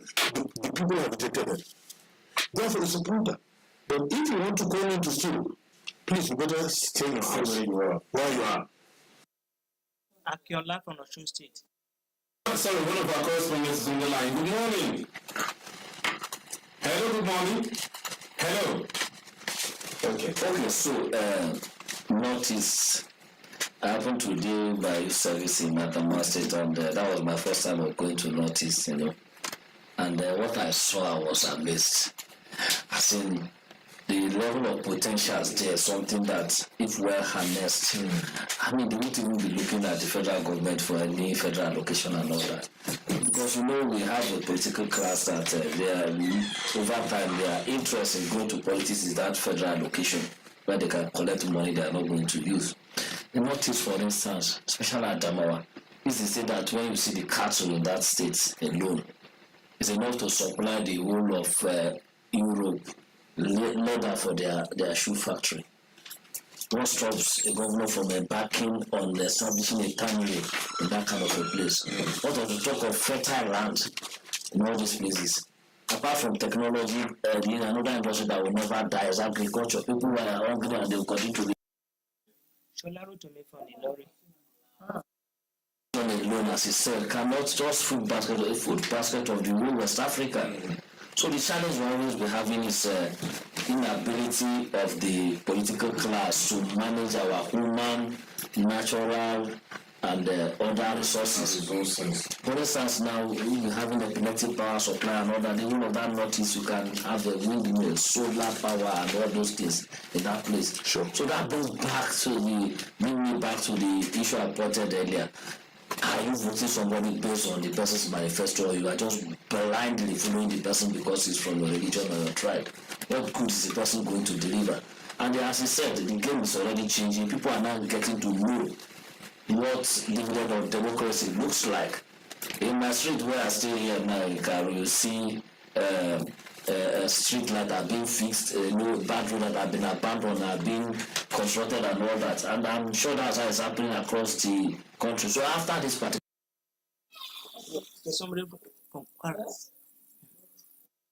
accountable, because 2027. Hello, good morning. Hello. So 2027 election starts after they announce the governorship result today. People should start planning ahead of. It's like this man. He's back.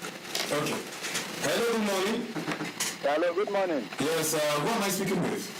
This is Sholaro Timi from Ilorin. Okay, Shola, go on. Hello? Sholaro Timi, I can hear you. Go on. Okay, from Ilorin. I'm calling from Ilorin West. All right. Yeah, the Magazine Daily was in front of the Emir of Ilorin Palace. That was where I come from 2 weeks ago. Yeah, so what are your observations? Hello, Shola. Hello. So 2027 election starts after you've announced this one. And how do I mean? People should now start tracking the campaign promises of all these people that are campaigning to us. Start tracking them. And of course, demanding for that dividend of democracy. So people that lived up to their campaign promises. And you cannot tell us, look, Mr. Man, we are going to come back because we did well. Or if the person did not do well, say, just forget it, don't bother to go and get your form for primaries. So part of the challenges we are having that building these politicians will be doing anyhow is because citizens don't hold them accountable. And this is something I'm calling on Nigerian citizens. After voting them to power, don't leave them there. Demand for them to do what they were promised to do. And I'm sure that if you do that, all this region, all the potential, both human and natural resources will be well harnessed by whoever gets there. Okay, accountability is the issue that has come up now. Mr. Modi, how do we go about it? Because people are talking about election, and what we're seeing now, it seems like election results will be out earlier than we had 2 weeks ago. Hopefully. So, how do we entrench this system of accountability? Mr. Fabio, I completely agree with the submissions of your t-shirt. What God cannot do does not exist. I didn't know you are reading my t-shirt. It does not exist.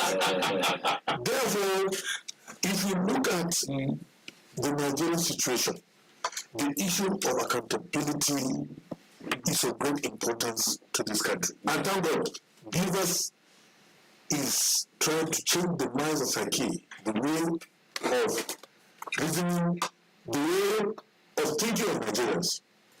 You see, it is lamentable, Mr. Fabra, that from 2019, from 1999 to the present, of which President Muhammadu Buhari was trying to fight against, is that it's lamentable. He has lamented, or Nigerians have lamented, on the challenges plagued by corruption, unmitigated lawlessness, crass impunity, spiritually indiscipline, and brazen outrageous security challenges, which lead Nigerians to be which leaves Nigeria paradoxically poor in the midst of plenty. And therefore, this government has tried to see how it could fight one of the major issues confronting this country, that is corruption and accountability. Now, for the matter of brother, I go his path. And what I'll be expecting the next government to come in, accountability, if you don't do it here, you will do it thereafter, or hereafter. And therefore, it is something that is hanging on our necks, like the sword of Damocles. We must be accountable, not all people. Make sure that by the time you leave, you see people stealing billions that they don't even need. You don't with impunity. So you don't even need it. Therefore, there's the need for us to have a change of psyche. Accountability is paramount. And honestly, I thank Beavers. I thank Professor Mahmoud Yakub. I thank Dr. Ojini that tried to bring these changes. I think they said is the one that started initiating Mike Ojini. They started, bringing out this issue of Beavers and technology in our technological drive towards perfection. Now, these Beavers, as a premier of Professor Mahmoud Yakub, modify and sanctify, it is going to act as check and balances. It is also going to look at the issue of accountability. Because if you are not accountable to the people, believe me, by the time you are going to finish your 4 years, because we'll see, like my state, the former governor was not doing anything, he was very busy, transversing from one continent to the other, leaving the state dry, doing nothing. Likewise, there are some governors now in some states that they will not spend 1 week in their states. They are always either in Abuja or in Europe. So these are the kind of people that these Beavers are going to check now. There must be accountability. There must be. Let's take the report, page 6. The one given to you. Report given to you. Report given to you, page 6. This is my submission. Okay. We'll take a report now. There is no doubt that whenever the southeastern part of Nigeria is mentioned, what readily comes to mind of most Nigerians is the people who are industrious, mostly traders, entrepreneurs. Industrial activities in Nnewi and Onitsha in Anambra State and Aba in Abia State, among other cities in the zone, reflects the enterprising spirit of the people. And so our correspondent Esther Wu in this special report assesses the extent to which industrial activities in the region have impacted on the overall development of the country. Continental Europe and the United States between 1760 and 1840 was a new manufacturing process which brought a major change in the economy. It was marked by the introduction of power-driven machinery. With Industrial Revolution, products were no longer made solely by hands, but by machines, leading to increased production and efficiency, lower prices, more goods, and improved wages. In the southeastern part of Nigeria, a lot of ingenuity is being exhibited by artisans in Aba, Abia State, and Nnewi in Anambra State in terms of manufacturing and producing goods that could compete with those from the developed countries. Speaking in this light, the Acting Director General, Enugu Chamber of Commerce, Industry, Mines and Agriculture, ESIMA, Mr. Uchechukwu Mba, said businessmen in the area were doing well despite the lack of support from government. He noted that the free trade zone that was approved for Enugu State some years ago was capable of generating massive employment, just like the one in Ogun, if developed. The government of Ogun State provided the needed infrastructure within that free trade zone. You see a number of Chinese companies, over 52 Chinese companies situated in that free trade zone. We have a free trade zone that was approved the same time that of Ogun was approved, one at Night Man. But now it's not functioning. He noted that businesses that were thriving in the state had relocated to other states due to unfavorable government policies. I can tell you a number of companies that I know that existed in Enugu not too long ago that have closed down, and some of them moved down to Anambra. If you go to Aba, a number of them are struggling to survive. If it is not multiple taxation, it will be issue of infrastructure and what have you. Unfortunately, the government of the Southeast, they've not done so much to support these industries. These industries are major employers of labor. A development expert, Mr. Eze Chinyerugo Eze, said that players in the agricultural sector were doing well, but are constrained due to lack of facilities. Mr. Eze said that government should collaborate more with investors to solve most of the infrastructural problems. The way out is usually partnership. If you want to maintain break-even in commercialization, you talk about bringing investors in addition to the government resources. That's how you can break even. Akobla, Mr. Cyril Asowa, who is also the chairman, Shoemakers and Shoe Material Association, Area Market, Enugu, stated that he had been in the business for years and had made a living from it. He said a major problem confronting the shoemaking industry is the inability for operators to procure machines that facilitate mass production of assorted shoes. Mr. Asowa spoke in Igbo. Machine Adela machine. Machine smoothing machine. There is a machine called Adler machine. There is a machine called smoothing machine. There is a machine called expansion machine. There are different machines that we need in this our work. If government could help us procure these machines, we will not be at this level we are. Our production will increase. The National Vice President, Rice Farmers Association of Nigeria, Mrs. Lovelyn Ejin, who noted that industrialization was the way to go, said the agricultural industry would do better with genuine support from government. In some of the states, in fact, most of the governors are not agri-oriented. They tend to do more of their normal individual businesses of grabbing land for construction. They don't feel that agriculture should be given a priority setting in terms of industrialization. When we're talking about industrialization, we're talking purely about processing. And if you don't process, you don't maximize your gain. And when you process and you don't even sell, the gain is still reduced to demand. Mrs. Ejin explained that support from government would address challenges in the industry, including post-harvest losses due to lack of storage facilities, and thereby guaranteeing more profit for the farmers. The respondents were optimistic that the incoming government would not only make policies that would be industry-friendly, but would also take steps towards actualizing them. I am Esther Ubu, Radio Nigeria.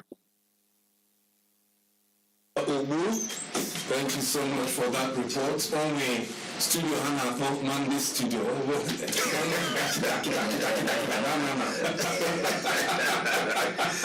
So I just said there's a studio called Monday Studio, and that's where we are. And my guests are still here laughing. And we talked about, the need for resources, just like we heard from the Northeast, this time from the Southeast, to be harnessed and ensure proper industrialization of the area. So what we're trying to say through these reports is that already things are on the ground. It's left for those who are at the end of affairs to see how they can put these things to good use, and the people will benefit from them. It's as simple as that. And my guests have said these things can be worked on. It's no longer business as usual for anybody that will be elected. And one thing that comes to my mind through these reports is that sometimes when somebody is elected on the platform of a particular party, because it's not his party that initiated some of these projects. I think the whole of Southeast now is being unfortunate since the return to democracy. We've not had a committed political class that are interested in development of the region. Listening to the correspondent, what they're just saying is just the truth. Mm-hmm. No clear-cut plan or development plan for the region among all the political parties. So what do we have there? They've lowered the power of development to construction of roads. From Alfred Ajay from Anambra State. Mr. Gachus, I've always interrupted. It's because you're my very good friend. I have a correspondent on the line. Hello, good morning. Hello, good morning. Hello, good afternoon. It's not yet afternoon, it's still morning. Hello, where are you? Your name and who am I speaking with? Oh, I'm sorry about that. The sun is touching here. Oh, yeah, sorry. Who am I speaking with? My name is Alfred Ajayi. Okay. From Kogi, I suppose. Alfred Ajayi is reporting from Isuofia, the hometown of the governor of Anambra State. Okay, Alfred. Okay, go on. Okay, the governor just performed his civic duty now and addressed the journalists immediately after that. We express satisfaction with the process today compared to what we have during the presidential and national assembly election. But before we got to the governors. Hello, Alfred. Hello. Okay, next one. It's Sunday go check discussing it. Don't mind it. Okay, so let me cash out of that. So now, the lower the power development of that of constructing road, the whole governor will construct road, and people will think that is giving them dividend of democracy. To start with, it's not his money, right? It's a citizens' taxpayer money that they use in constructing that road. So we don't need to be clapped for. Now, if you look at the role of many industrial belt in Enugu State, for instance, the road place is more important. And why do you think we are having all this youth restiveness? It's because the youth are not carefully engaged.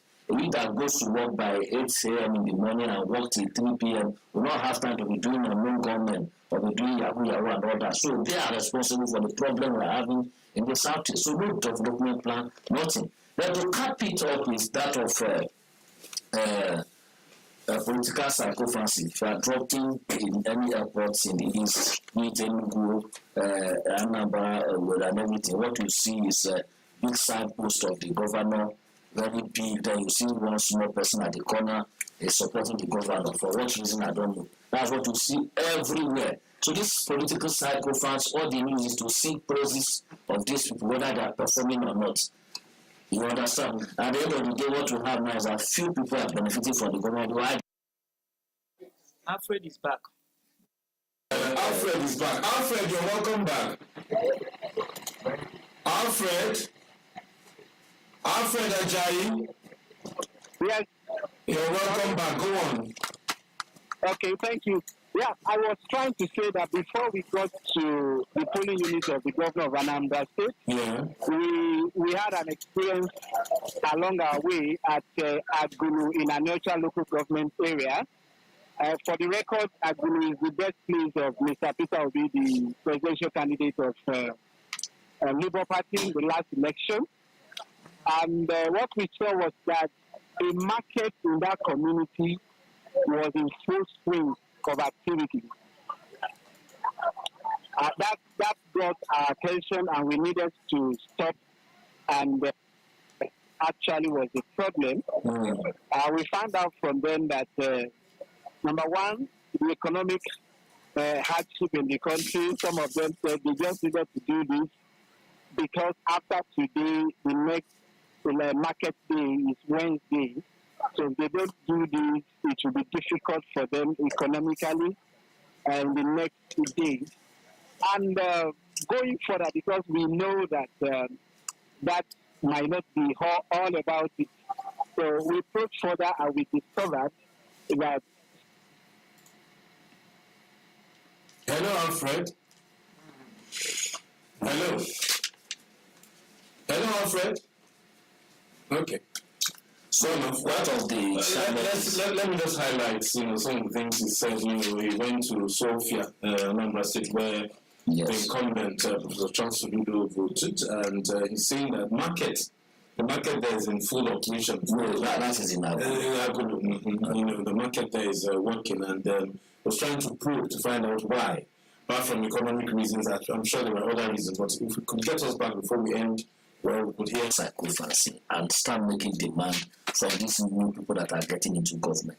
This is a highly resourced region in the country that naturally, from childhood, you see a child is, developing some kind of scientific and engineering tendency, which can be harnessed by the state, by the region, by the country, and all that.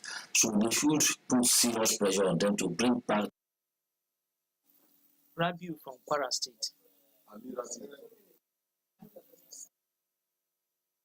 Clauses in the constitution to law, and part of that is removing the railway from the executive list to concurrent list. So what that implies now is that within your region you can build a railway line. So if you connect the southeast through railway and all that, you have economic activities booming. So as we speak now, most of the industry in the whole of this area are not redundant because the state executive are not paying attention to it. So, sorry, Ali Rabi is on the line from Kwara. Ali? Hello, Ali? Hello? Hello, Ali? Hello? Go. So there should be a development plan for the states, for the region. That is what is helping Lagos to grow.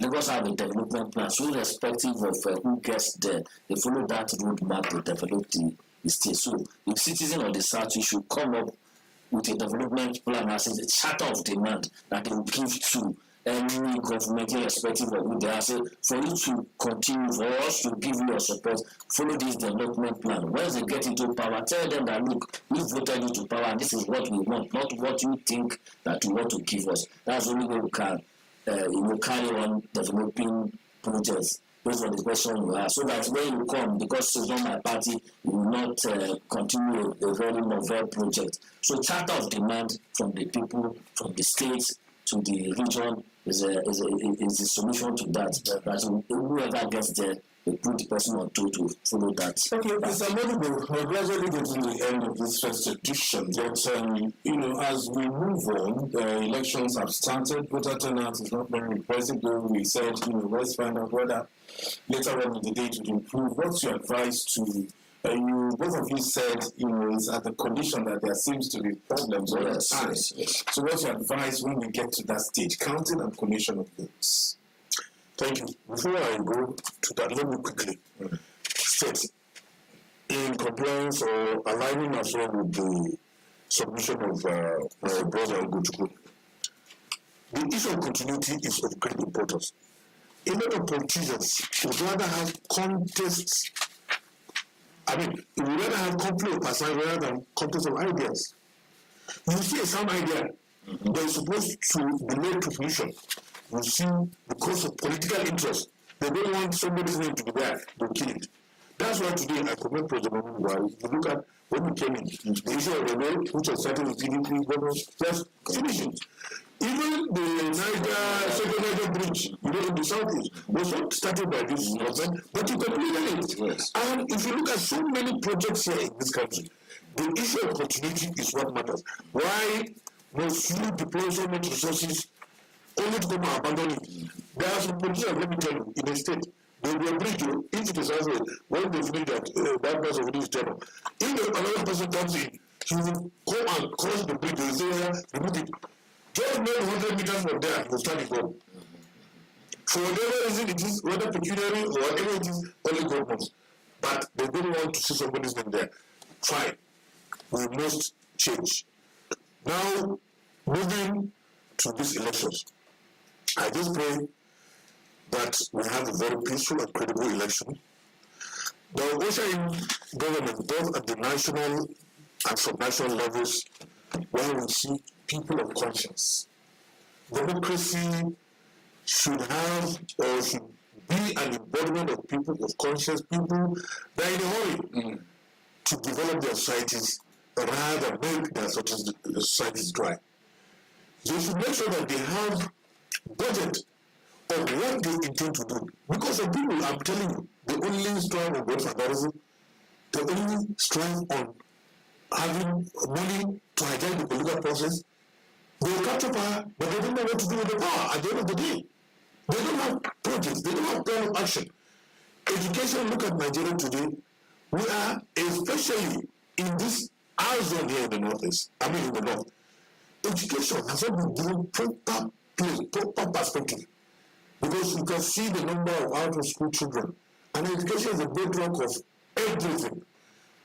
You are rich if you are educated, but you are very poor if you have money, only without education. Therefore, there's a need for this government to sit down and look at the issue of education, look at the issue of health, look at the issue of agriculture, look at the issue of also harnessing the potential of the states in trying to build an egalitarian society where Nigerians will be proud to call themselves Nigerians. And in so doing, win peace, progress, and prosperity That is why, Mr. Fabio, I'm sure I'm aligning myself with my brother Ogochukwu to pray to God that whatever stumbling block we are going to have under this democracy, with the Almighty God turn it to stepping stones. Amen. So okay, right? So the electorate. Okay. Yeah. So my advice for the electorate is one: it's still not too late for you to go out there to cast your vote. That's the only way you can recruit the best person that will pilot the affairs of your states and, of course, your constituency. And secondly, to those that are still sharpening their machete to go and disrupt the collation process, I beg you in the name of God, keep that machete. Keep that machete, because we don't know if you are going to come back alive, and it's not worth it. It's not worth it. In a few hours now, collation will start, and that is where, when your desperate politician send you to go and disrupt the process. Don't disrupt the process. And I urge the security operatives, form a ring around any trouble spots and respond quickly to any incident of disruption of the voting. Arrest these people and let us use them as a scapegoat for others to learn their lesson. And more importantly, after this voting, because this is the last one for the general election, any person you vote into power, don't leave the person. The election continues through your mandate protection, protecting your demand and ensuring that you hold these people accountable to function. The Constitution, the Freedom of Information Act, and other extant laws have given you the power to hold these people accountable. So they are working for you, right? All these people that are elected today, they are working for you. You are the boss, and you should hold them accountable to perform their duty. So that next election, so any of them that didn't perform their duty, you sack them and pick another person that is ready to work. All right, thank you. You just heard from Mr. James Ogochukwu, co-convener, Civil Society Situation Room and Executive Director, African Entrepreneurship and Information Development. Many thanks for being with us on the first edition of Monday. So much. Thank you so much. Well, Sadoni Modibo, my friend, the public affairs analyst, he says he's going to teach me more Hausa for this program. Hausa is a little bit. Thank you for coming. Thank you. All right, I want to thank everyone who has been part of the production, starting from Director General, Dr. Mansour Liman, Director News, Hussein Akila, Director Programs, Sushi Maki, Director Engineering Services, Sanda Askira, Director Sports and OD, Abba Zayan, Director ICT, Gidado Ibrahim, the new media team who have been wonderful, and they've been here with me, News Programs, Engineering, Sports and OD, and ICT, Director, I wish I could call everybody's name. I'm looking at everybody staring in front of me, but I don't have the time. Okay, Studio Manager, Prisca Palacha, this I should call her name, she's been staring at me right from when we came back on Sunday in culture and the rest. Around many things indeed. And Fubaha Pebble, thanks for staying with us on Monday Studio. We'll take a break and then we'll come back at 4:30 after the network news. But before we go, let me tell you that Ochemuche Egwarise is standing by for the new bullet seat. So don't go, we'll stay tuned to the network service of Radio Nigeria.